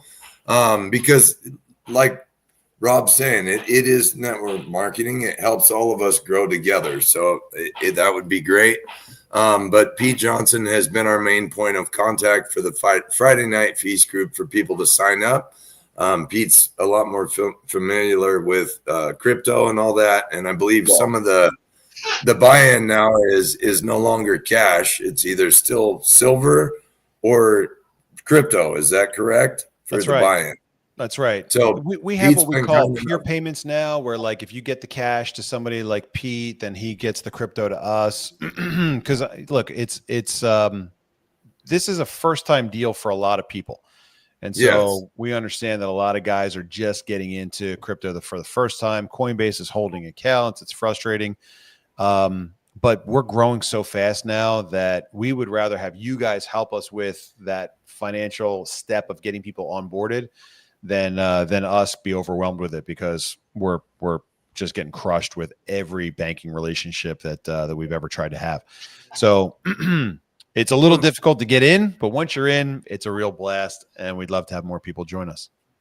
And like, what was it? You were saying something about the, I just drew a blank for a minute there. David, you get 100 mega hash. So what happens is somebody buys one seat, they put their cash in, we grow the mine by 100 mega hash, a very small amount, right? We grow the mine by 100 mega hash. You mentioned earlier, like, how often do we grow? Every Saturday at 7 o'clock Texas time, our week closes out. We count up exactly how many mega hash we sold. And at that exact moment, give or take, I place an order for the computer hardware to cover that amount, right? So like last week, we grew by something like 288,000 mega hash, a lot. So I got to buy this much computing power from China, where all this stuff is made. I got to import it, which is a disaster. So there are 3 steps to that. 1 is placing the order and paying for it. 2 is getting it. And 3 is installing it. And so you can see right now on the website the chart that shows you how much we've sold, how much we're currently running at. And we always share with our group every Saturday when I place that order, the receipt for the payment that I do for the equipment. You know, that's my first job. My first job is to take our money and build the mine. Now, installing it's tough. We're up against, some real logistic issues with installing it. Getting it's been difficult because of import problems. But it's moving in the right direction. And so that happens every Saturday. We share that information with our community so you can see that I'm doing my first job correctly. Oh, that's what I was going to say. Like Rob had mentioned earlier, for anybody that doesn't really understand, like myself, who should spend more time on their lives where you can go on and watch what they're talking about and how. I'm sorry, what do you guys call them? Just your TEXIT. Your what? We call it a miners update. Our Tuesday night Zoom call is just for the mining community. We go over our statistics and our struggles, and so you guys can get on there every Tuesday and be well updated if you have the time. Just get on there for what, hour or so? Hour and a half. They're getting a little bit longer because I do the calls myself and I answer every question that comes in. That's my opportunity to connect with that community, right? So I tell people we're taking a journey, and I'm the guy that's lucky enough to be sitting in the captain's chair showing us the way. So you get real-time interaction with me every Tuesday night. And then on Thursday, we do a call that's kind of an introduction to TEXIT Coin, more of a, beginner's call. If you've got somebody that's new that wants to meet, usually I'm there. I missed it yesterday because I was on a plane. But that's our Thursday night call. And see, I'm kind of the same, like with Ricky. I mean, I don't know shit about crypto. I don't, whatever, but I also have had the opportunity to meet you in person. I knew you kind of knew who you were, and I think we chatted once or twice before you started the TEXIT Coin thing even. Yeah. But I've met Rob in person, had the opportunity to shake his hand, and it is a little different to feel like you're going to take a gamble, but at least you're gambling with somebody that and that is out there publicly representing the face of the company. And again, I tell it to all you guys like this: if you don't understand crypto, you don't whatever, but you got $1,000, you can gamble, because for those of you, anything is a gamble. It's never a guarantee money's going to go up or down. Same as stock market. That is the ultimate goal, but Rob can't 100% guarantee you that. Yeah. But if you can afford to gamble, take the gamble. And if worst case scenario, you lose out on $1,000. But what if it does like Rob says and it goes all the way to the top? That $1,000 can make you a millionaire. Minimum. So think about the guys that got in on Bitcoin at $1. 1,000 Bitcoin today is worth what, $10 billion or something? Insane. Do I think we can do the same thing? Maybe. Bitcoin has no leadership. Even if it's nobody keeping it on track to follow through on money. What we're doing with TEXIT Coin, people say, well, what's the utility? What's the purpose? We're doing the thing that Bitcoin forgot. We're doing what Bitcoin was supposed to be: digital, decentralized, peer-to-peer currency. we're taking over the most important part of the market, which is the money. You know, Right. 99% of crypto today is a speculative gambling trading tool. That's it. Nobody's using it to buy stuff. That's where we're going to start. That's what we're going to do. So back to the question about, you know, risk. Here's the other thing about it as well. Yeah, absolutely. It's a risk. And I never want anyone to put in money that they're not comfortable putting to risk, right? If you're not comfortable losing it, please don't put it in. We got enough other people jumping in. I'm not saying I don't want you to win from it. I'm not saying I don't want you to change your life. But if it comes down to buying diapers and milk, you know, take care of your family first. There's going to be lots of opportunities to get in further down the road if things are different for you. But here's the thing about it. The thing about it that's really fun is it's one of the few projects in the whole cryptocurrency space where you have the ability to affect the outcome. You know, what happens is people jump in, they buy the one, they go, huh, this isn't a scam. I'll upgrade to the 3 and get the 1 free. Okay, fine. And then all of a sudden they start seeing these dots. If we do this and if we do that and if this happens, we're going to be a top crypto, a top 10. And they go, well, I know some people, I'll help. And they grab, you know, part of the rocket and they drag it along. And so if you want to jump in and make money on Bitcoin, I'm pretty sure Bitcoin's going to double in price over the next 5-10 years, whatever it is. You know, there's going to be an opportunity to make money there. But you really can't be a part of that growth. You're just kind of sitting there waiting for the banks and the governments of the world to, you know, drive it up and down and up and down. So you're a passive rider on this crypto roller coaster. With TEXIT Coin, you're there to affect the outcome of the project by helping it grow, by wearing a cap, by getting your car wrapped. You're creating that excitement that's causing it to grow. And so it's a project not only where you can take that gamble, but you can also increase the odds of that gamble paying off. And not just like turning it from $1 to $2 or 1,000 to 12 or 16,000, but increasing it from $1,000 to $1 million. Like that's what we have the ability to impact. It's the same thing that Bitcoin had back in the day. And everybody made fun of those guys. They called them Bitcoin shills. Guys going around saying, you got to get into Bitcoin. You just want to get into Bitcoin. You just want me to get into Bitcoin because you want the price to go up. Yeah, I want us to all win. Let's all get this thing and start using it and make it bigger. Well, those days are gone now, but it's the same thing now for us. The bigger our community gets, the more valuable our currency is. We call that Metcalfe's law, right? Where the relationship between the value of the currency or the value of the community is exponential based on the growth. And what it means is that the more people that are creating and participating in trading inside of our community, the more valuable the currency is. So it makes perfect sense that we would go from 3 cents up to $16 by going from one guy up to 1 million people that want this thing to win and are actively participating in the trade of it today before it's all the way at $1 billion value.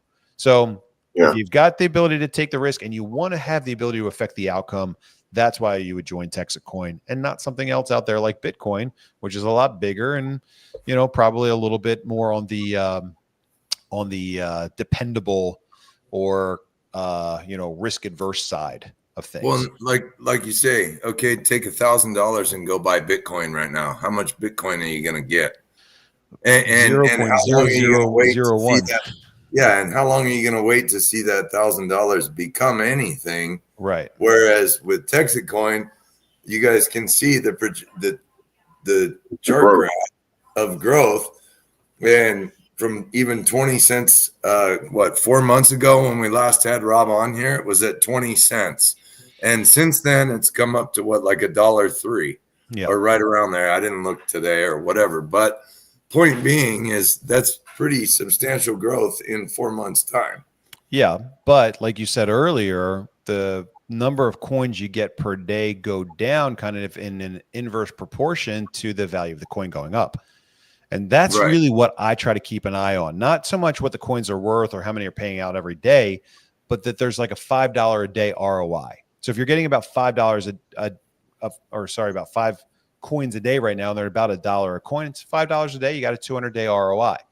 And so, you know, if the size of our mine doubles, the number of coins each person gets cut in half. But hopefully at that point, we're at $2, you know, $3 a coin. And if you look at the numbers and the cash that we have and that we'll put into marketing, how could we not be a $3 coin? So, Something Zach is asking, he says, as you grow, is your marketing plan focused on any industries or areas, college or pro sports, expanding advertising into other Texas airports, F1 in Austin? I'm not sure. Well, what the F1 is definitely on the radar, as you can see from my Team Haas shirt. I've actually recently had to switch over to Team McLaren for other reasons. But yeah, big Formula One fans over here. The marketing is going to evolve based on the two targets that we have. Target number one is building out the mining community here in Texas. It's really important that Texans understand that they've got an advantage of their ability to participate as a miner. It's kind of like people going around knocking on houses of families that live on oil reserves. Hey, can I buy your oil rights? Sure. Oh, I'm in Texas. I've got this advantage. I can have mining rights in TEXIT coin. Okay. So we want to advertise heavily in Texas so that Texans become involved in mining. If you're walking down the aisle at a grocery store and you mention TEXIT coin and your neighbor has no idea what you're talking about, then we've missed our mark. We don't want to build the TEXIT mine with a bunch of Korean and Japanese and Chinese money and have Texans not really engaged with the ownership of this asset that they have. Then as the mine fills up and is built, we market the digital asset to our friends on the other side of the world. And that's done specifically so we can go find that cash and bring it back home. So our marketing effort will shift based on the two different segments of the market that we want: miners here and also around America, and then also people to speculate on the digital asset TXC around the world. Perfect. Hey, speaking of advertising, bro, my poor truck, it needs a paint job. I live out in the desert now. So you want to wrap that thing, baby? I will definitely represent TEXIT coin for you out here before I rhino liner it. Thank you. So we've had a couple iterations of our wrap program before. We were paying every month for people to wrap it. Now I'll cover the wrap cost, and if you want to drive around in it, then you can have your rolling. That's all I'm saying. If you want to pay to wrap it, it looks like shit already. I'm eventually gonna rhino liner the whole truck, but I'm like, dude, you want somebody to rep it out here? I'll help do that for you. Go get a quote and let us know. We're trying to wrap classy vehicles, things that improve our brand image. Oh, that hurts my feelings, bro. It's a nice F-250. It just needs paint. Send pics and get a quote for a wrap job, and we'll give you access to the brand kit. Yeah, so my feeling is what I was skeptical. I bought in and just kind of forgot about it. Looked at it. I had my money back in 3 months. Signed up a person or two pretty much right away. It just grows quicker. And then as you're making money from it, you're going to start talking about it and telling everybody your good experience. And it's like, hey, you might want to jump in on this. Yeah. And it's just that easy. Remember, there are two ways to support us. If you like what we're talking about and you don't have $1,000, it's all good, man. Grab $10 worth. Grab 10 coin. If we do what Bitcoin did, it's $1 million anyway. Right. So buying or talk about it to people like I did, and you'll eventually get a mine. You just got to get people to sign up, and you can get one. Yeah. So you don't have to pay for it. You just got to talk about it. But they're both great ways to help us out. If you're helping support the price of the coin on the open market, people look at that, they see stability, they see growth, they see it increasing. It's up and down some days, but in general, if you look at the chart over a long enough period of time, you can see where we started and you can see where we are today. So I know where we're going. We're going to $16 by February of 2026. I know that because I'm taking us there through our own liquidity and our own growth. So if you take that seriously, go buy $20 worth of coins on the open market. Not particularly easy to do. You got to kind of reverse the same process of what we were talking about earlier with getting USDT on Coinbase and transferring it to DexTrade and setting. It's work, but it is very doable, and it's a great way to support us, even if it's $10 worth. Yeah. Guys, I'm probably going to go back to the factory or the office and help the kids break through this $2 million goal. Well, we appreciate you coming on. It's I don't know how close Hey. we are. Let's take a look at the chart and see where we're at. I Remember, want to everything tell. that we do is all published real time on the dashboard. So the mine hash, current hash power, sold hash power, the average per miner, we're at $13.93 million.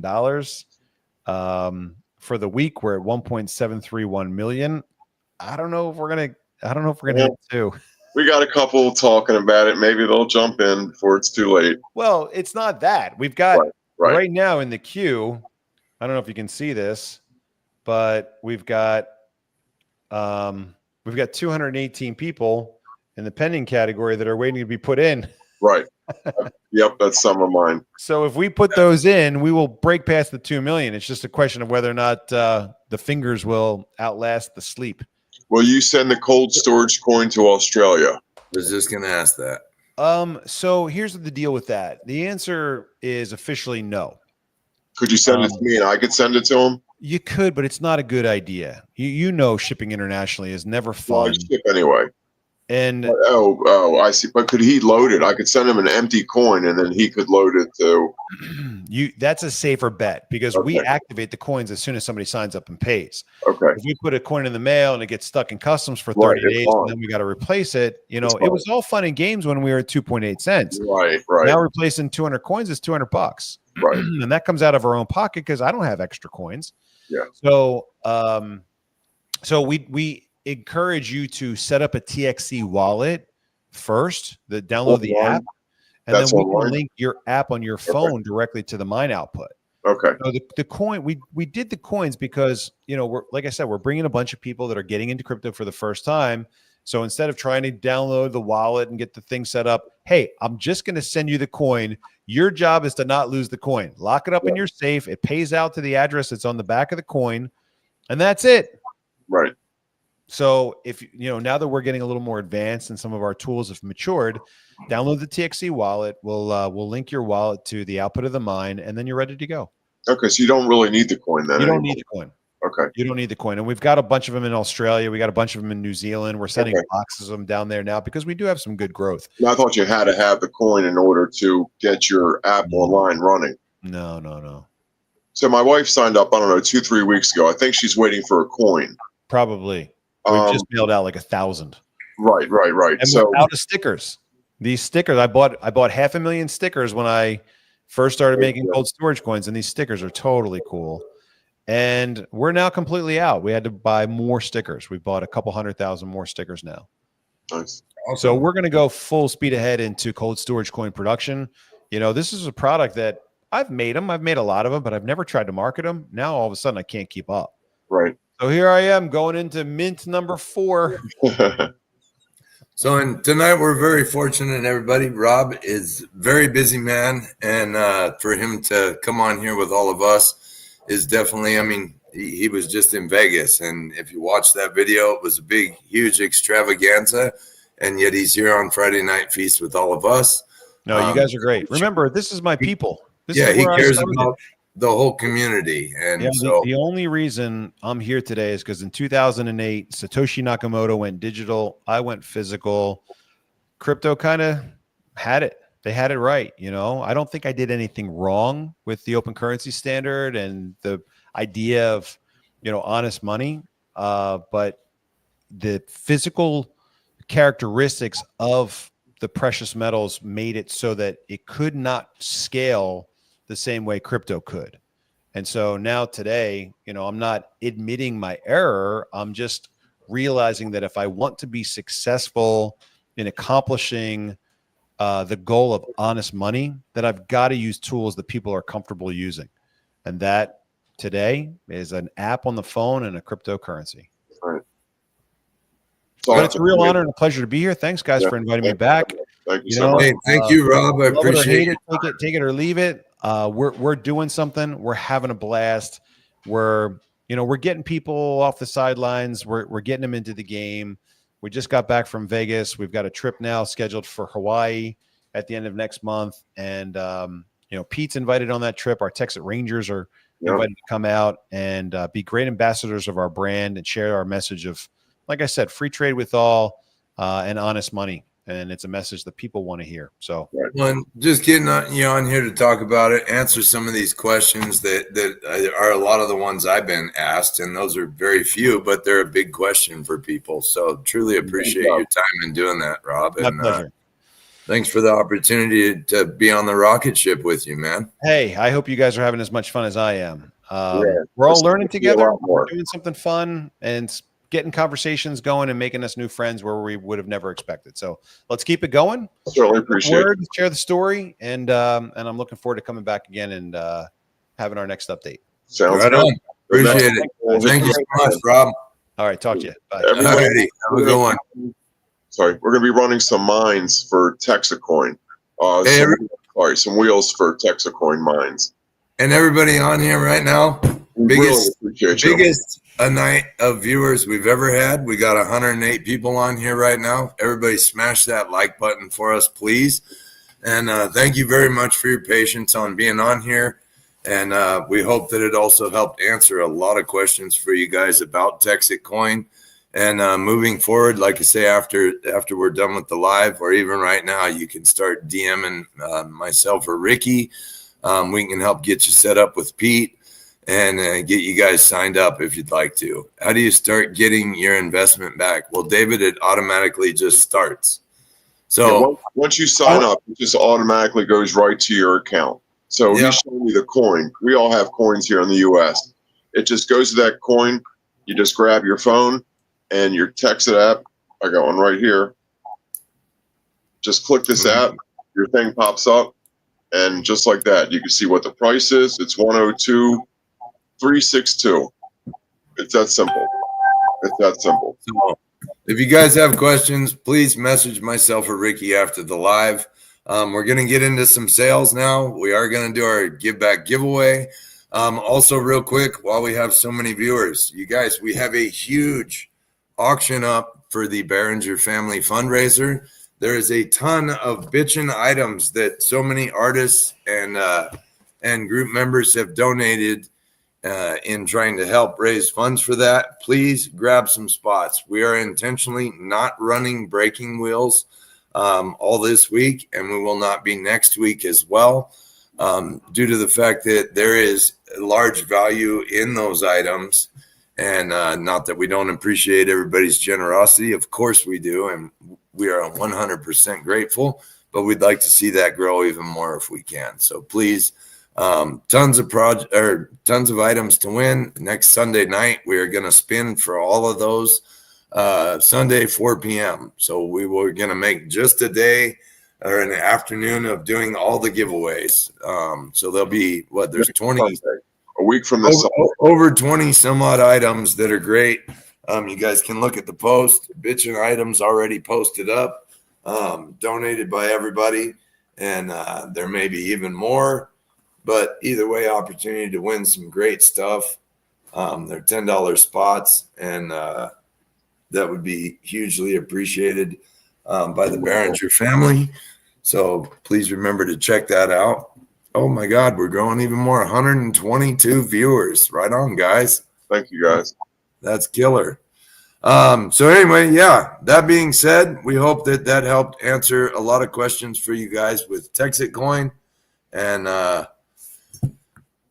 but how do you actually get your money out? So David Sweet, that's something we were talking about. Right now, you have to have a DexTrade account.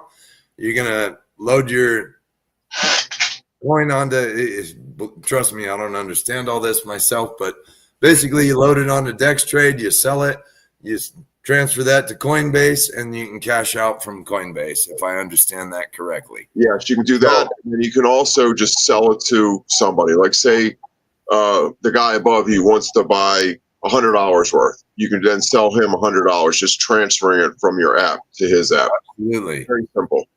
You know, I accept TEXIT coin for payment. So if you buy something from me and you have TEXIT coin, you can send it directly to me. Okay, and for those that can't see all the comments, Michael Hofford also commented and said, when I signed up, I figured 10 months for ROI, return on investment. I'm in 8 months and made my money back times 5. Right. So and I'm about 4 months in, and I'm 3 times my investment. But Ricky's been selling the hell out of mines trying to get his up. I signed up about 4 people. So it's definitely possible, guys. Again, we're not trying to talk you into doing anything that you're not comfortable with. And Rob himself said the same. If you got to feed your family, you got to put diapers on your kids, whatever it might be, absolutely meet your family needs first. It's like the breaking wheel or any other raffle that you buy in on. If you buy in, you stand a chance of losing. If you got $1,000, you could buy in. If not, like Rob said, buy a few coins. You know what I mean? And you can do it that way. Again, we're not trying to encourage anybody to not do something that they're not comfortable with. We're just trying to help share the word about what we've seen it do for the people in the community. And if that works for you, that works for you. So Absolutely. Again, hit Ricky and I up, and we'd be happy to help you. Pete Johnson has been kind enough to be the contact point for the group. Pete can help with the payments. Pete, definitely throw something in the comments if I'm speaking out of place, but Pete has been hugely helpful in getting everybody set up. If you don't have crypto to buy TEXIT, you can transfer some funds to Pete. Pete will help make that happen, or has been. So if that becomes an issue, I'm sure Pete will let us know. But anyway, it's been very easy. A couple of people signed up this week, and it's been a very easy transaction for them. So that being said, Ricky, if you have anything else to say about that real quick, go ahead. Otherwise, if you sign up by yourself, just please put one of us down as your reference, your contact, and then that's it. But just hit us up. It's easy, and I can get you signed up too. So very easy. A few minutes on the phone, we're done. Signed up, ready to go. And tonight is the last night to get that. Buy 3 mines, get 2 free. So it's $2,985, and it gets you 4 mines. So, yep. Okay, spin up. And Jason Hobgood says, TEXIT hasn't let me down. I've been in it since October last year. Mudflap says, Ricky, help me get signed up this week. And I helped sign up somebody from our groups this week also. I won't put names out there just because. But they signed up as well. So bonus for them. They got an extra mine. I got 2 for free. So Sounds good, Ashley. Sounds good. What's happening, Andrea? Andrea is also definitely a good contact. She very much knows TEXIT coin. So you guys could always talk to her as well. She's the godmother. She's way up there. Yep. So anyway, everybody, thank you. We appreciate that. And as we move on with our evening, here we go. This is our give back giveaway. So if you bought from myself, Ricky, Tyler Rinaldi, the only ones I don't have is anybody that might have gone on and purchased from Captain Rusty. My apologies, but all his sales went through his website. I can't track that. But everybody else, we did add to the list. So we're going to go ahead and spin that. And yeah, Andrea from Beck's Mint in California there is great. I've been up there and visited her and her brothers and hung out at their facility. Very great people. But Andrea is also helping do TEXIT now and has a great knowledge of it as well. So definitely somebody whose brain you could pick about that. All right. Good luck, everybody. We got Captain Rusty, Aaron Gross, Roy Trejo, Turner Reynolds, Sammy Rivard, Adam Crystal, Christopher Harper, Michael Hernandez, James McGee, Ben Redderith, Duke Pushkin, Bobby Detloff, Ash Mack, Justin Minnick, James Mosby, Jennifer Bachman, Bubba Grump, Bill Rizza, Keith Deebs, and Jason Maples. So good luck to all of you. We appreciate you guys. Here we go.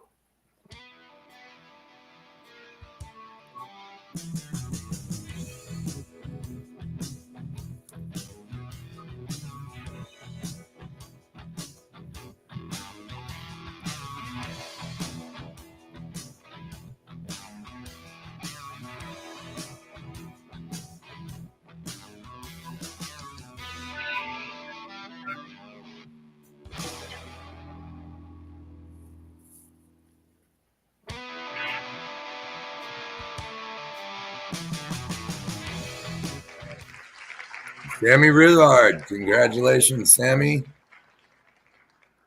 Hey, the porno music is back. Sorry, Justin. There's a very limited selection on there, so it kind of is what it is. All right, good luck. Here we go.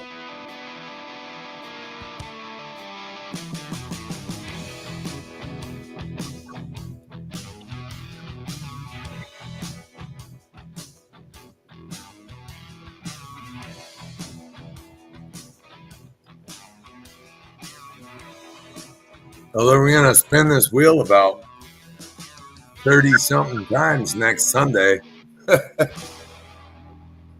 We might turn the music off for that one.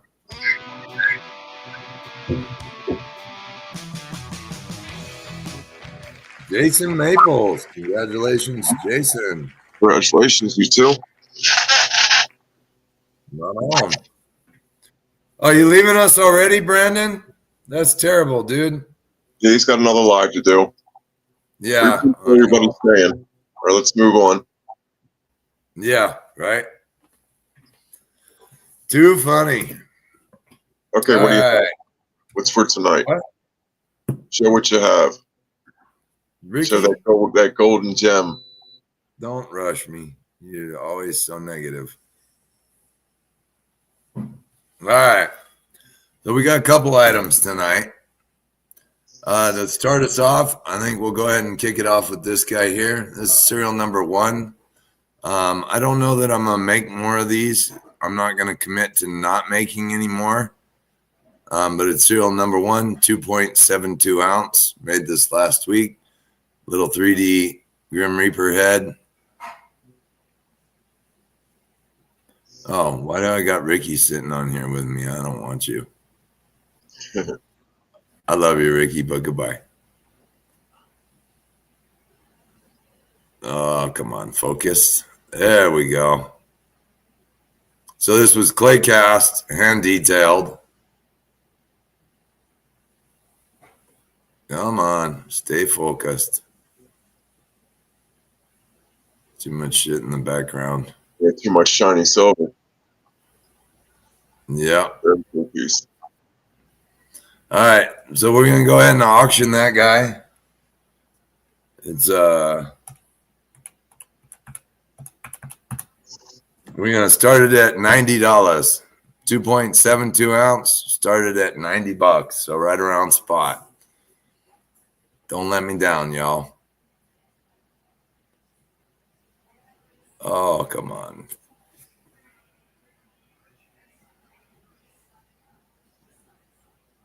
We got Ricky at 100. Thank you, Ricky. Sterner at 125. So serial number 1, like I say, not sure that I'll make much more after the time spent detailing it. Definitely not cost effective. Sterner at 125. Ricky at Pete at 130 before you, Ricky. Thank you, Pete. I'm slow.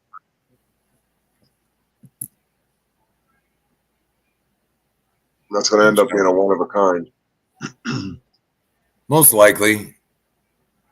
We got so many new designs coming out that, yeah, I'm trying not to fall back and spend time on stuff that eats more time. Right. We have a lot of new stuff coming up, so stay tuned. Oh, yeah. Ricky and I both. Lots. Lots of new Turner at 140. Thanks, Turner. Sorry, Ricky. Thanks for the 135. No Sterner bumped you up. Yeah, he just blew me right out of the water. That Sterner guy.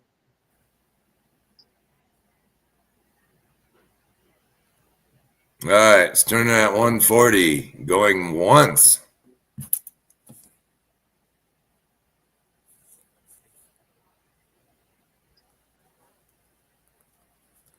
Sterner at 140 going twice.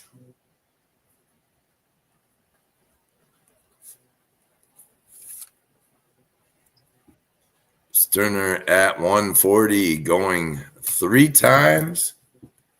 And we are SOL.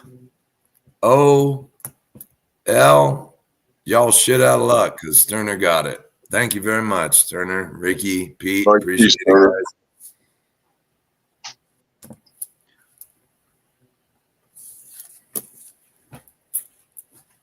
Okay. These here. So these, well, let me find the original just so that you guys can see the comparison. These are what we offered a couple weeks ago. I told you guys that we would have a new one for you. So this is the size difference. They're about a 1/4 inch, roughly bigger in diameter, and they are a thinner coin. So I thinned them down to keep the weight still somewhat viable. These are what we originally offered. These are the new ones. So these were a mintage of 13. We closed those.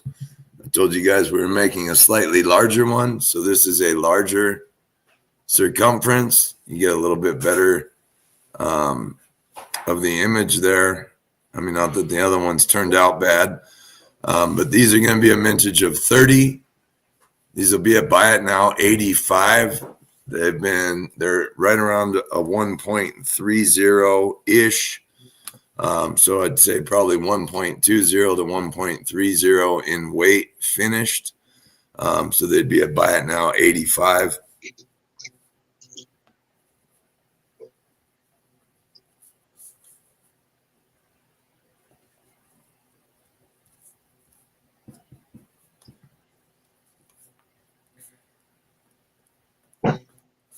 Are you ready? Yeah, huh? Okay, where are you? So you got Mudflap, Zach. Hold up. Let me know where you're at. I'm in the beginning stages of losing my sanity. No. Okay. Okay, Ready? one Mudflap, one Zach, one Justin Minnick, 1. uh-huh. Michael Hernandez, 1. Aaron Gross, 2. Pete Johnson, 1. And why aren't I seeing any more? Oh, there they are. Grind City, match his other, please. Ashmack, 1. Okay, that is one thing I meant to mention, and I'm sorry I didn't mention it before because I forgot. So with this one, the other one we sold that one night. I think that we closed it at 13. Originally, I was only gonna do 10. So with this mintage, since it's a mintage of 30, I'm gonna try and match everybody's serial numbers with those that are regular buyers and have regular numbers. I will try and match your numbers as best I can for you all with what you normally would purchase on the Friday night feast. So I'm not going to guarantee anybody numbers, only in that I'm also trying to let the regular group members get theirs. So those that got that mintage 13, those are, I mean, there's only 13 of those ones. So I will do my best as best I can, but I also don't want to screw our regular group members, if that makes sense to everybody, I hope. You got Ashley, right? I got me for 2. Hard Knocks for 1. Bill Rizza for 1. Brad B for 1. David Sweet for 1. See you, Brandon. Blacksmith. Oh, I got your piece today or yesterday. Yesterday, I got your piece for the donation. Thank you. Zach, what's up, Blacksmith? How are you? Zach will take a second one. Right on.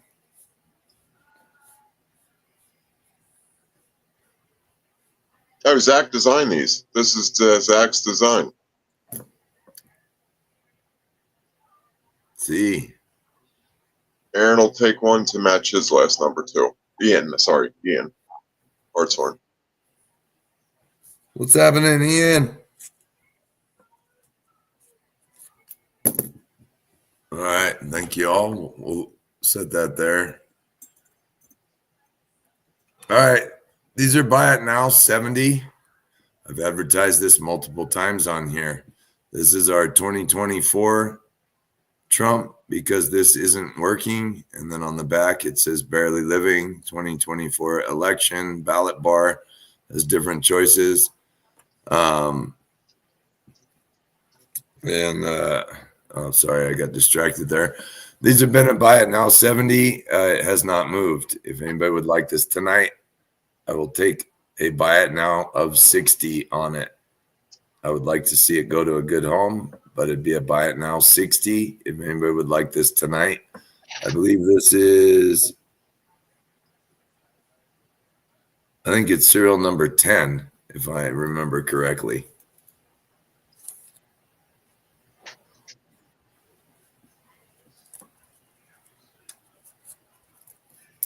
So, and if not, no big deal. It'll sit off to the side there. You guys can contemplate it. So, okay, for anybody that missed out last week, if you were not here, hopefully you're out enjoying the holiday somewhere. Pete, you'd like that? I appreciate it, Pete. Thank you, sir. Take that down.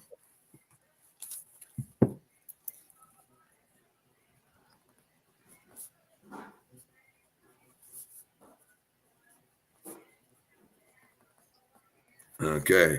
So if you guys were out last weekend, hopefully you were enjoying the holiday and celebrating the memory of those who have given their freedoms for us. This is the Drifter. So it's Dusty Bones, Rusty Rat, little desert theme. There's the cactus behind my finger there somewhere. Big fat fingers. So we have a few left in the mintage on these. These were I think they were buy it now 75. So if anybody missed out and would like to grab one, buy it now 75 on those. Did I get 2 of those? Yes, you did, Ricky. Okay.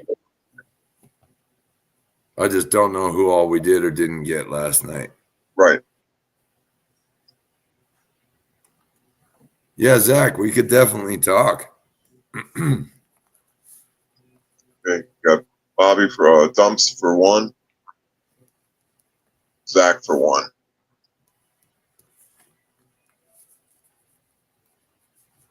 Dumps isn't Bobby, bro. I know. Mudflaps is.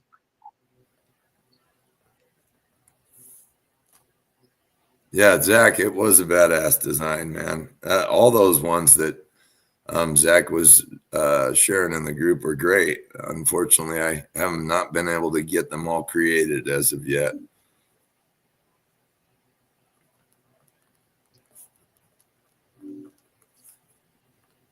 And also,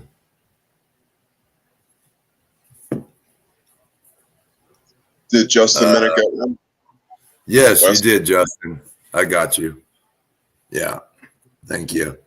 Okay, and for anybody that missed out on these last week, these are the Vigilant Eagle. I don't really do much Eagle-related stuff. This was the mold was given to me by Tyler Rinaldi. Thank you very much, Tyler. And then I took and hand detailed the bananas out of it. So all the leaves, the feathers on the eagle, and the background with the dimpled texture. These are 2 ounce and they're buy it now 110. Mintage is 13 only. Oh, hold on. Let me double check that because I want to make sure I'm not lying to you.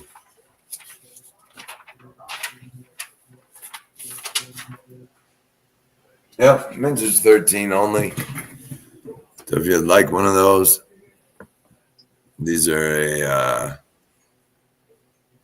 they're buying now 110, 2 ounce, mintage 13. David Sweet for 1. Dope Cat for 1. Dopey Cat.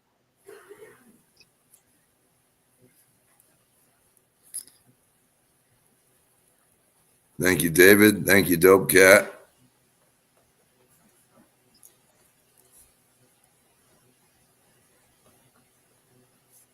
Right on. Appreciate it, guys. It was a fun one.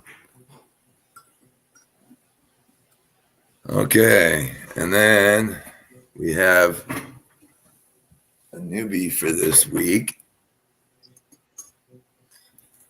So, and then we have this guy here. So we have our unchained round. Hold on, let me get it. Let me get it. So this would be our unchained round we offered a few months back or weeks back or whatever it was.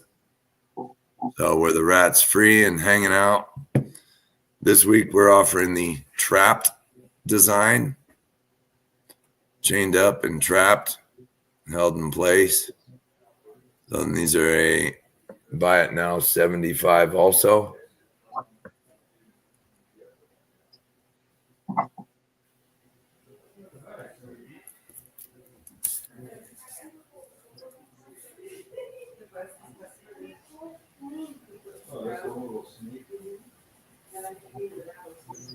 All right, you ready? Aaron, Cali Blue Dog for 1. Aaron Gross, 1. And Rederath, 1. Justin Minute, 1. Mudcap, 1. Me, 1. Wait, who was it after Justin? Oh, Mudflap. Flap, yep. Then me for 1. And Dumps for 1. Hard Knocks. 1 for Ricky, 1 for Dumps. And Hard Knocks. Yeah, but they're going to change that, Weasley. They're going to change that. Did you watch any of the live? See, I'm trying to upsell my family here, guys. I hear you over here. 50 grand right now. No, Ben also wants the Unchained one. Mm-mm. Ben will take Unchained if there's any available. Okay, no problem, Ben. I can do that for you.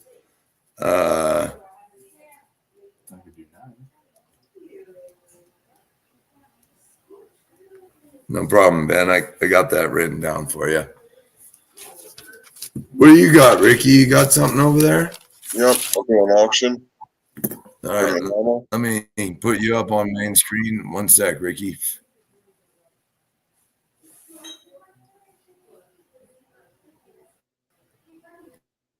Man, I absolutely love doing the lives on this StreamYard with you guys. I think it's way better. Oh, damn, Ricky. So these are sick. 1 ounce black hand bullion. The original was a 2 ounce. So these are 1 ounce black hand bullion. Hear no evil, see no evil, speak no evil.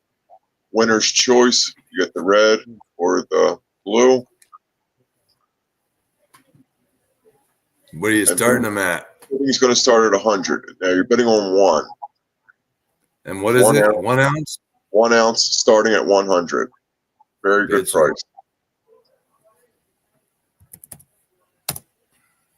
The piece is like 50, 60 bucks. And then you got enamel, which is 65. So it's well below. Looks like Barely Living wants all 3 of them. Actually, for those that have noticed, we now have the Friday Night Feast page attached to StreamYard. So we will be streaming rather than on Barely Living's page on Facebook. We are finally hooked up to where moving forward, the Friday Night Feast will stream live on the Friday Night Feast page, not the group, the Friday Night Feast page. So we are now hooked up and it'll be going on there moving forward. Zach, I'm Bubba Grumps at 120. Yep. Zach, you have the 2 ounce, I believe. I have the 2 ounce also. But those might be spoken for. Cali Blue Dog says, Bubba, I'm going to raise you up by 5. You're at 125. David Sweet says, nope, 130. Let me try and get some color on this. Yeah, like this. Red doesn't look like what I see in the picture. It's red. My bad. Yeah, too much light. Oops. All right. Anybody else? You got David Sweet at 130 going once. David Sweet, 130 going twice. David Sweet, 130 going 3 times. And we are SOLD. Shit out of luck. David, what color you want? The blue or the red? And then Cal, you are behind them. If you want one, the other one. Yeah. Let's go. He picks first. Oh shit! I gotta get my pad. This is when you guys are just raffling off shit or something. Mm-hmm. David, let me know which color. Red one. Okay. Sammy, do you want the blue one for your bid? Cool. David Sweet's taking red. Cool. Yep. Oh, dude. Because what's your guys' usual? 40. So that's fucking pretty bitchy. It's more than double. Red. Okay, so when you're done, let's talk about it. Oh, yeah. I think I'll throw in. Okay, and Kelly, so you'll take the blue. So I can tell everybody.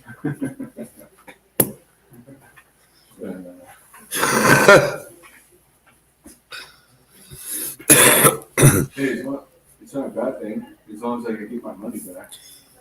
I don't care. No, that's Now I have. if in a couple months you cashed out and got your initial back and let the rest ride, what's it matter? You're saying with the what you call it, the Dixon crap that you have to go through to do all this shit. Right. That's the stuff that I'm like kind of iffy. But that's why we addressed that tonight. This is peppermint. Talk to you about. I figured you guys were. Yep. Turn your mic off. These are what I asked. I can't be the only one. I can't be the only one asking that. Those were my questions. So this is a peppermint set. It's Merry Monster Christmas. Comes with COAs. Won't focus. Merry Monster Christmas. You are looking at $175 for the set.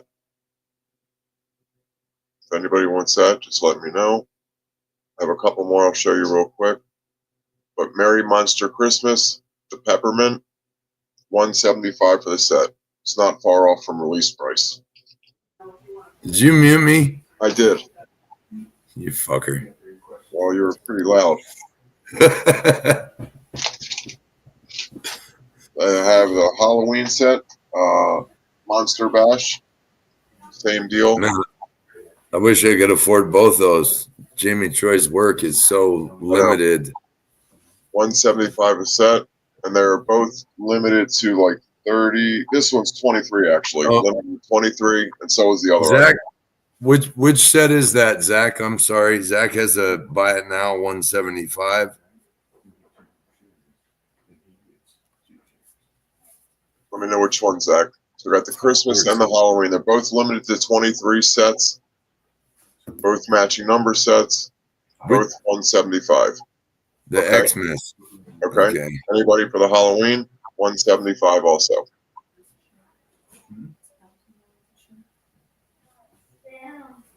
No, per mind. Okay. And I also have just a single enamel for Halloween separately.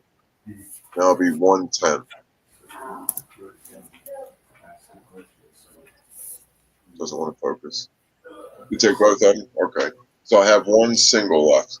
Yeah, that's a great deal. You're not going to find them for that. Very good Wait, deal. so he's getting both the Peppermint Xmas set and the Halloween set. Yep, I'm going to write those down in a second. Okay, I'm writing them for you. If anybody wants a plain enamel, number 14.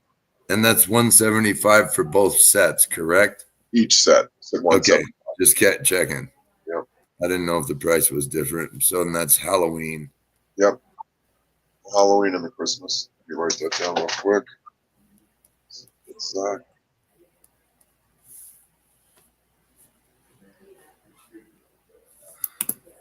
Bitchin'. Man, Zach, nice pickups on those, dude. If I had the money, I would definitely take those. I like peppermint stuff too. Speaking of which, we have exclusive opportunity to offer up some peppermint stuff coming up very soon. There will be one night offerings only. So if you guys see them on here, you may want to grab them. They will be offered one night and the mintage will be closed. So those will be coming up. We got permission, worked out all the details, and Miss Jamie from Peppermint is going to allow us to do a little something for everybody. But again, save your pennies because they will be on one night. You will not be able to get them after that. You're going to back that up just a little, my friend. I cannot see. Get it out of his bag. So small. All right, let's see here. So this is another black hand. This is, let's say, 1/4 ounce. It's the apes he just did. It's the what? The ape. That's not focusing. It's very small. This camera's not liking it. Sorry to hear that. So very small. There we go. So I have the 1/2 ounce. This is a 1/4 ounce. I'm sorry. This would be 75 shipped. No extra shipping. 75 shipped. This is a 1/4 ounce. If anybody wants that, in 75. Black hand bullion. This little bag. Put that back in there. Hang on, I got another one.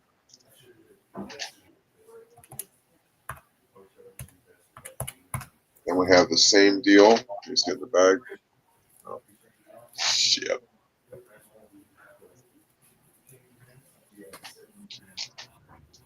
Same one. This is a 1/2 ounce.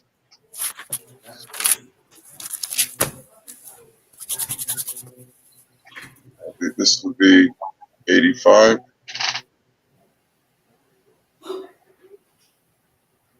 Yo. I have to go in that spot where the light doesn't go it. Turn the, How's the last light on your camera?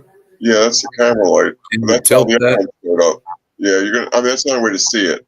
Can you So- tilt the top backwards just a hair or no? I guess that doesn't really. Oh, that helps a little bit, but Not really. But it's got, it's a green border. it's gorillas in the mist. Really, I'm not sure exactly what he calls it. Man, all you guys Bone. kick ass tonight. 125, 130 something viewers we had at one point. You guys are rocking tonight. Amazing. Love you all. Thank you. And same deal. If there's no interest there, then we got the 1 ounce as well. Same color, same everything. So I'll That's just sick. skip right on through those. This is Pirate. It's gonna come out of the bag. Hang on. You do like 9 grand. No pray, no pay. This is the second one I've done. Different colors. And you'd get whatever free ones associate with that. Let's talk about when you're done. All right. Could we still do it then? Uh-huh. I just have like a couple questions. Hey, Pete Johnson, are you on here right now, Pete? What's the question? Oh, The 1 ounce would be 125, Zach. What's the question? could somebody buy 9 mines? Yes, 9 mines. You get. I forgot what the bonus is. Probably 6 free. So No, Pete, 3 free. I'm sorry, it's 3 free. if you're available, I got somebody that would possibly like to try and get 9 mines or sign up tonight so that they can still get the deal. Call me after the show. I'll set them up. I'll let him. So he'll get 9. He'll get 12 for the price of 9. Yeah, Okay. that's what he's thinking. Yep. Oh, Pete is here. Yeah, We'll all talk. We'll 3-way it or something. yeah. Just the payment will go to him, and he'll buy crypto. Okay, this is Buy 9, get 3 free. Yep, perfect. This is 2 ounce, 1.9 ounce, number 32. Bin 200. Those look great, Ricky. That epoxy on them, man, just makes them glow. Yeah, it does. And the picture on this just it's muted from the light here. All right, no, so I have one complete set of these left. This was something we did last week. This is Quackitude. It's a 1 ounce and a 2 ounce. The 1 ounce is a little light. The 2 ounce is a little heavy. But it was I don't remember. 200 for the 2 bar set. 75 for the 1 bar, small. I have a couple singles left, and I have one 2-piece set left, and that's it. They're done. Mintage is 25 of each one. All right, this is coming up down the road. We're still working on. Let me get rid of this light now. Still working on the mold on this. This one came out great. It came out amazing, but it's just a lot of detailing to get this to happen. So the price would be really high. So we're trying to get a mold that comes in and out easier, comes out clean. Something Brian doesn't have as much work to do. But this is an amazing piece. Okay, yes, Pete. Pete, I'll get a hold of you after this. It's for my family. So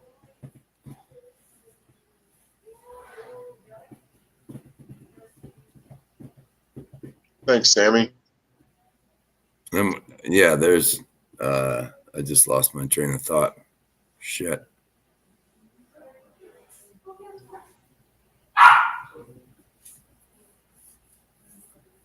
Sick. So this is Gangster Pioneer, one of my gangster bars. I have random numbers available. They're buy it now 60, and then you have the option to everything after it the same number if you want it. This is mine. It's number 1, but I have some random numbers available, and only proofs are available. Everything else is gone. And one other thing I have is the Gus Spink bar. Sick. Those turned out so killer. Yeah, they are. They're amazing. All the little proofed areas he did, it's just fucking awesome. It's amazing in hand. Amazing. But you get a print with this, the artist print by Gus Spink, signed, numbered, everything matches. COA sticker. I just don't have it in front of me. I can pull a print real quick. Reverse. All chip silver enamels, Gus Spink edition. And this is our 10th one, I believe. 10th or 11th one. Let me grab the print. It's right here. Man, that'd be. It's just a random.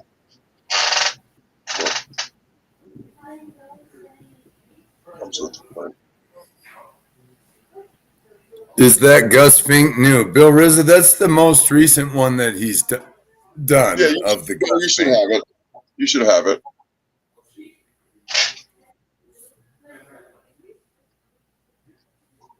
You should have it. Okay.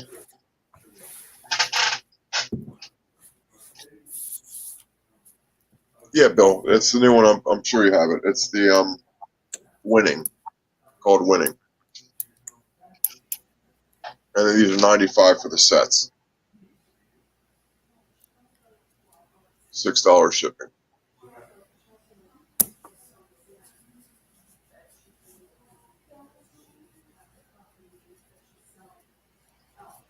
Okay. What else do you have? Well, I got a little teaser for everybody. Okay. So the next teaser coming up. Yeah, little teaser. Next week's possibility. Well, it all depends on you because these are Ricky's. I know. Boom. So the Hellhound. There's 2 different sizes. There's a 1.3-ish, and then That's a 4 ounce. These are a fatty, big boy. Nice little chunky 4.9. And then you got the little guy. Cheers to the little guy.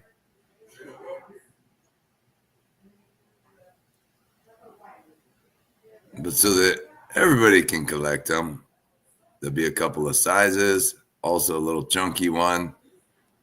These are around 1.3. So we'll let you know about those next week. Yes, sir. We got that little guy too. Mm-hmm. Ooh. Alrighty. Yes, sir. All right. I do have this available. We'll offer her one more time. She is 4.62 troy ounce. I believe this is 925 or maybe 958. We'll call it 925 just to be on the safe side. This is a collaboration between Will Zadok and myself. She only has one boob hanging out. The other one's covered. You can tell which side mine is. It does have a little pitting in two spots on the leg right there. Sometimes that's hard to avoid. But otherwise, the bar stool, everything else came out bitching.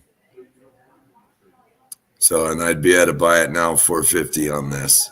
I think it was $475 last week. I'll go $450 this week if anybody would like it.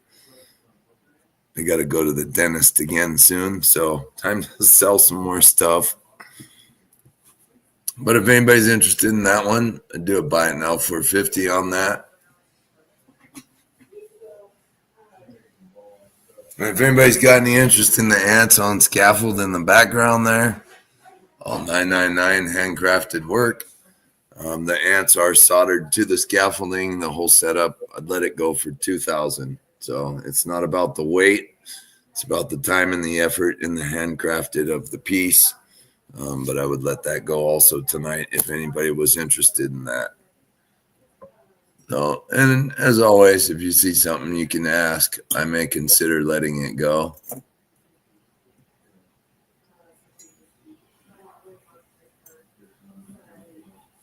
All right. All right. We appreciate you guys. We got this massive cock ring. If anybody wants a giant cock ring they can wear around, wear out in public. It's a beautiful looking cock.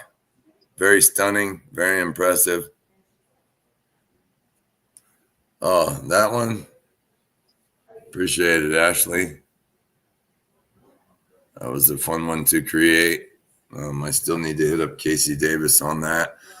I told him I would give him the option, but this is what they look like, not being worn. I mean, I'm wearing mine, but we'll show the other one.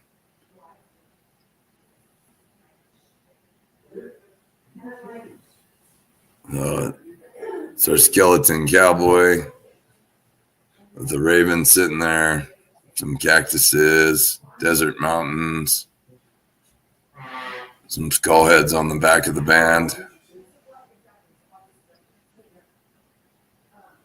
So, and I'm going to try and start transitioning a little, just so you guys know, moving forward. I'm going to start trying to work on some more things like wearables, bangles, and other things that I can offer you guys. I'm going to try and work on doing some other unique things. I'm considering seeing if I can head a little bit of a different direction as we move forward. Still do the art pieces, but I would like to do some more wearables. If you guys have any interest in that, whether they're custom or other things, I like being able to wear stuff around and create things that people can enjoy and have on them and show off, and just something about it that I would like to pursue a little bit more. So hopefully there's some support with that as I move forward. Sure. But definitely appreciate you all. What's a burble? Did I say that? I don't know. Bangle? Maybe Bangle. I said bangle. I'm sorry. Yeah. I might have mumbled. What's a bangle? A bangle? like a bangle cuff bracelet. That's considered a bangle Oh, that's a bracelet. bangle. Okay. So these are bangles, wearables. Wearables. There you go. Yeah. Well, I mean, I already do belt buckles. I do other things. Rings are a little bit harder, but I also have been looking into learning how to create some new things of my own without telling you guys exactly the direction I'm trying to head. I want to do some more wearables and hope that there is some support with that. So they would be limited mintage, even like these bangles themselves. I mean, I kind of like just going like this and, hey man, I'm gonna rock 2 of them. You know, I don't care. Oh, my mirroring's off on my camera, but I like doing the wearable stuff. So as I move forward, like I say, doing some things like that. This particular design, I think I'm going to make a mintage of 5. So I'm wearing the 1. There's 1 more created. A maximum of 3 more would be made, and I would get rid of them. I've done some cufflinks, Ashley. I have a set of skull head cufflinks that are threaded. I did those years ago. I never offered them for sale. I kept them for myself. Ben, I could do a nipple ring for you. Sure. You bet. Nice thick one. No problem. Let me know what you need. Ricky doesn't model the toe rings. You know, we just give them to him to do his little foot fetish thing. It gets him a lot of extra sales, and that's how he can buy my silver from me. So I can't really say what Ricky's doing with his foot pictures. I'm sorry. I'm not going to control that, Zach, because Ricky makes a lot of money doing that shit. A lot of money for that. They do. They like his ugly, crusty, barnacled up toes. I can't figure it out, but hey, it's how Ricky gets here and pays his bills every week. So yeah. All right, guys. Well, we appreciate you. I think that's about it. Yeah, honestly, everybody, thank you so very much. I mean, blown away, man. Tonight, we've had about 40 viewers on average, maybe 50. I'm still seeing 130 on here if the live count is correct. Man, thank you guys incredibly. Smash that like button, please. And come back next week, man. If you're a new artist, you'd like to get on here with us, please hit us up. Let me know. I'll try and get you scheduled on here with us. We are getting more interest, so it is going to be time to where we're actually scheduling people out, which is great. As the group grows, we all grow. The opportunity to sell gets that much bigger and better for any of you guys that are new and wanting to come on and show off your work.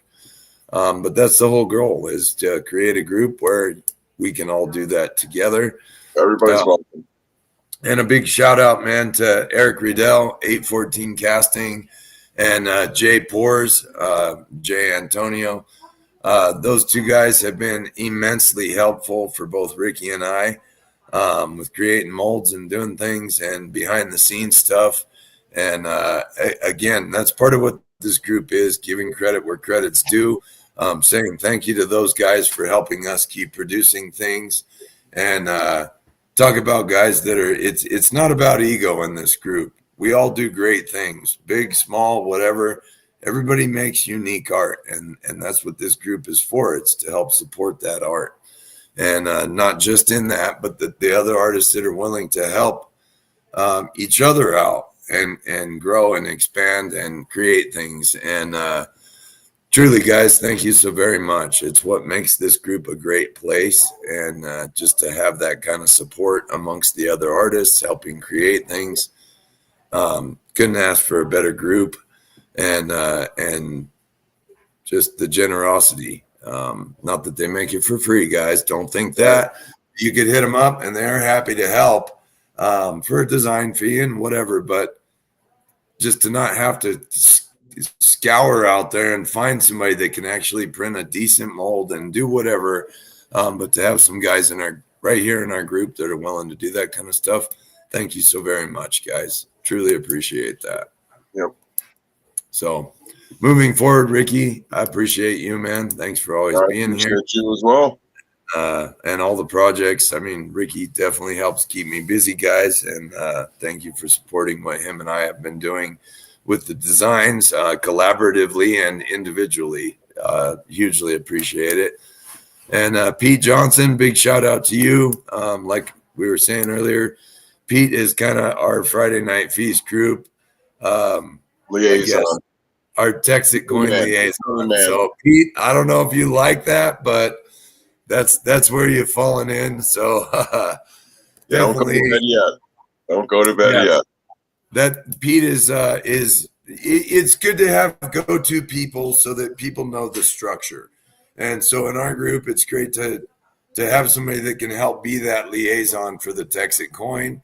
To have Rob come on here with us and share about TEXIT coin. You guys are hearing it right from the guy that created it. We're not getting a third-party liaison, whatever. It is the man that created it. And for better or for worse, whatever you might believe about crypto, it's very rare that you can have somebody that's holding, $13 million in crypto and assets or whatever you want to call it, take the time out to come on a group and hang out on Friday and share about what they're doing. But and he's very busy, as you can see. Yes, but still takes the time out to be here with us, which is absolutely incredible. So take it for what it is. But thank you, Rob, if you're still watching, for coming on and being a part of that. And thanks for the opportunity to get on board the rocket ship. So for better or for worse, I'm a gambling man. I'll take the gamble and I'll see what it brings. And most definitely, see if it could be some life-changing something down the road here. So, Brandon. Oh, I see. Ring. Oh, whatever, Brandon. Yeah. We love you. Somebody's got to tease you. Hoping to get Brandon. Brandon and his wife might be trying to come back out and visit. So if they come out, we'll have some cool stuff going on. We've been talking about trying to make that happen. So I just sent you that piece. Speaking of Brandon, enamels. Brandon, that ain't a rocket ship. I mean, a rocket in your pocket, that's miniature. We're talking about the giant TEXIT rocket. That's what we're jumping on here. So that being said, we appreciate each and every one of you. Thank you guys for making the Friday Night Feast what it is. Without all your support, showing up each and every week, we wouldn't be here. So thank you for helping continually grow the group. We're about to hit 2 years of doing the Friday Night Feast. July. We started it in July 2 years ago. So we're getting close, guys. Whose name is Needle Dick? That better not be me, Jay. You can call me that. Don't make it true. All right. So next week, 5 p.m., Friday Night Feast. We hope you all can be here. Everybody, again, I cannot stress enough. Thank you for all the incredible support of the fundraiser for the Behringer family. There's a lot of bitchin' prizes, and this next week, that's still up in the group. Please donate and support. It's not like you're donating and not getting anything. One, you're helping out an incredible family that just experienced a totally unexpected loss. And two, there's a multitude of bitchin' prizes. I got a box of prizes here. It's more than 20 some odd plus prizes. And lots of opportunities to win. So it's not like you don't have the opportunity to win some cool stuff. So please jump in and support that. I was mistaken last week. Sterner brought it to my attention. I had mistyped in my list and somehow went from 217 to 270. So I thought we were over 300 spots last week. We were not. That was my mistake, and I'll own that. But we are legitimately at like a 296 spots claimed. So that's a huge amount, but there's room for more, guys. So please jump on and help support that this coming week. We have one more week to fill that up as much as possible, and lots of great prizes. So if anybody wants to donate, there's still time. If you want to donate a prize for the wheel, you can send them in to me. just contact me. I'll send you my address. You still have, we have what, 8-9 days. And if not, donate by buying in on the raffle that's already up. That would be huge too. And all the funds, 100% goes to the Behringer family. On my personal page where I auctioned off the 1 ounce 10-year anniversary bar, I did post a screenshot so anybody can go look for transparency. There was $350 raised for that. That's what it went for when we closed it out on last week's live. And $350 was a screenshot was posted with a donation to the Behringer family. Thank you so very much, everybody, for your bids on that. And it was awesome to be able to send that over and help them out. So again, we don't ask for this often, but please jump in on that if it's something you'd be interested in. Other than that, after this next week, we'll resume with running our regular breaking wheels and pitching items. I know Will's has some killer gold pieces. I don't know if you guys saw Will's new Army rocket launcher truck thing. Absolutely phenomenal. Crazy. Yep. So there's great stuff in the works, but to try and give that fundraiser as much attention as possible, we're going to let that run this next week.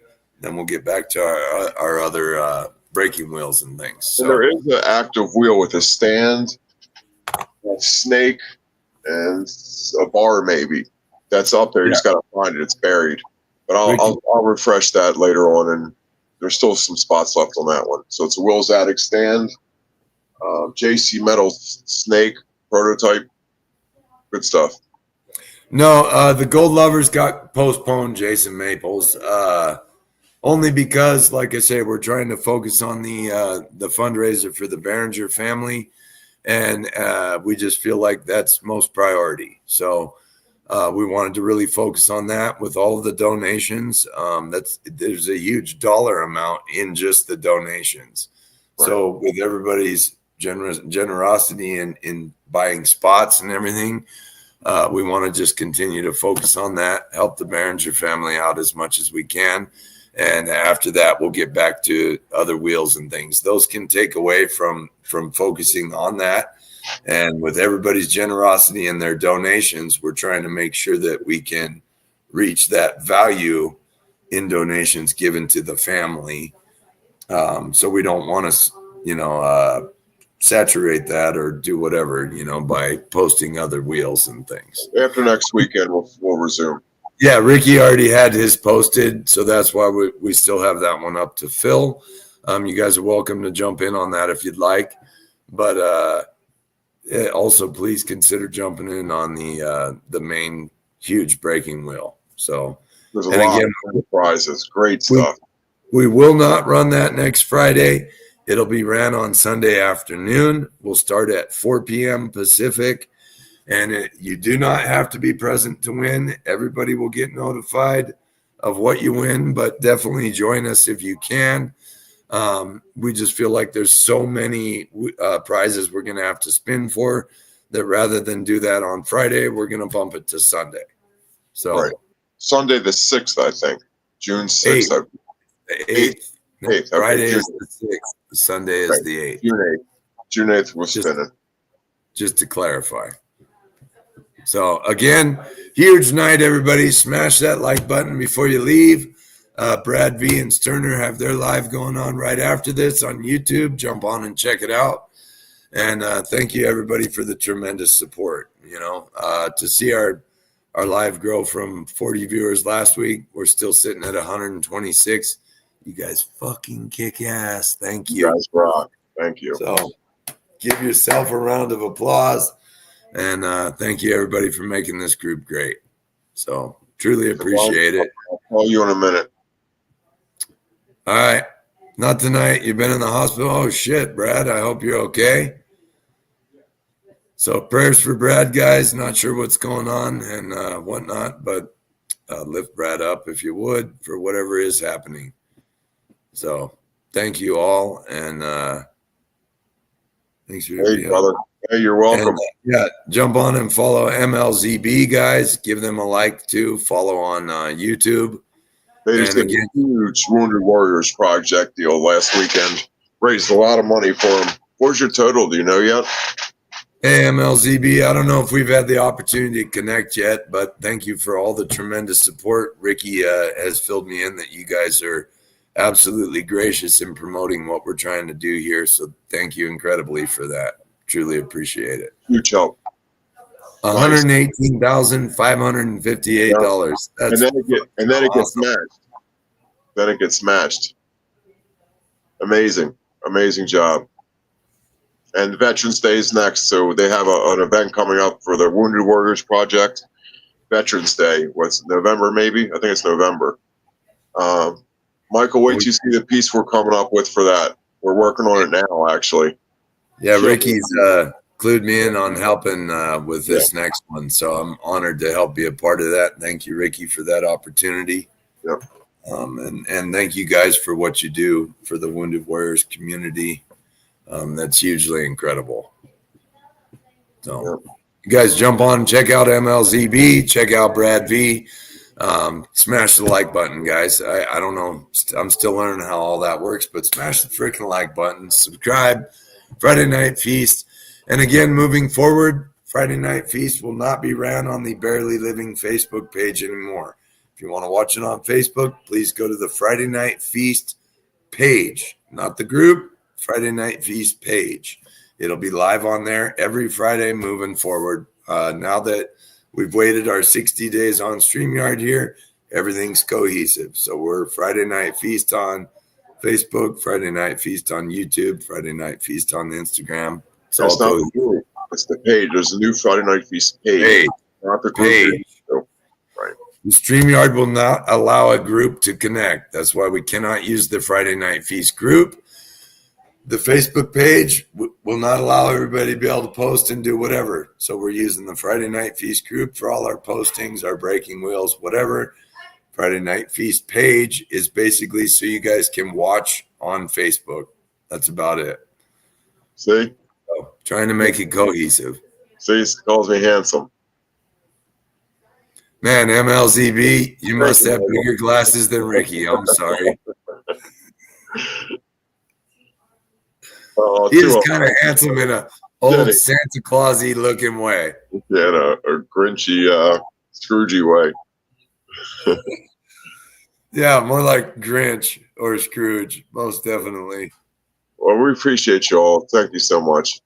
Yep. Thank you guys incredibly. Thank you for grateful hanging out. Thanks for being here to support Rob and the TEXIT coin. Great to see you guys here to learn about that. And again, if you got questions, hit me or Ricky up. We'd be happy to help. Clue you in. If you're ready to sign up, please use my name, Ricky's name, as your reference on there. If you have some more questions, you can also reach out to, or if you're ready to sign up, you can reach out to Pete Johnson and sign up either under myself or Ricky, either one of us. We greatly appreciate it. Ricky has more minds, so sign up under me. Any more? Getting ready, but you're going to have more than me. Yeah. Sounds like it. So anyway, but thank you all. We hope you all have a fun, safe weekend. And again, thank you for all the love and support. We appreciate you guys. See you next week. Thank you guys. If you're new, come back next week. Appreciate it. 5 p.m. Pacific time. Every Friday we go live. So 8 thank you all. 8 p.m. Eastern. 8 p.m. Eastern. Forget Pacific. There you go. All right. Thank you, guys. Right on. Thanks, everybody. Have a great weekend. Have fun. Stay safe. We'll see you next Friday. Bye, TEXIT. Bye.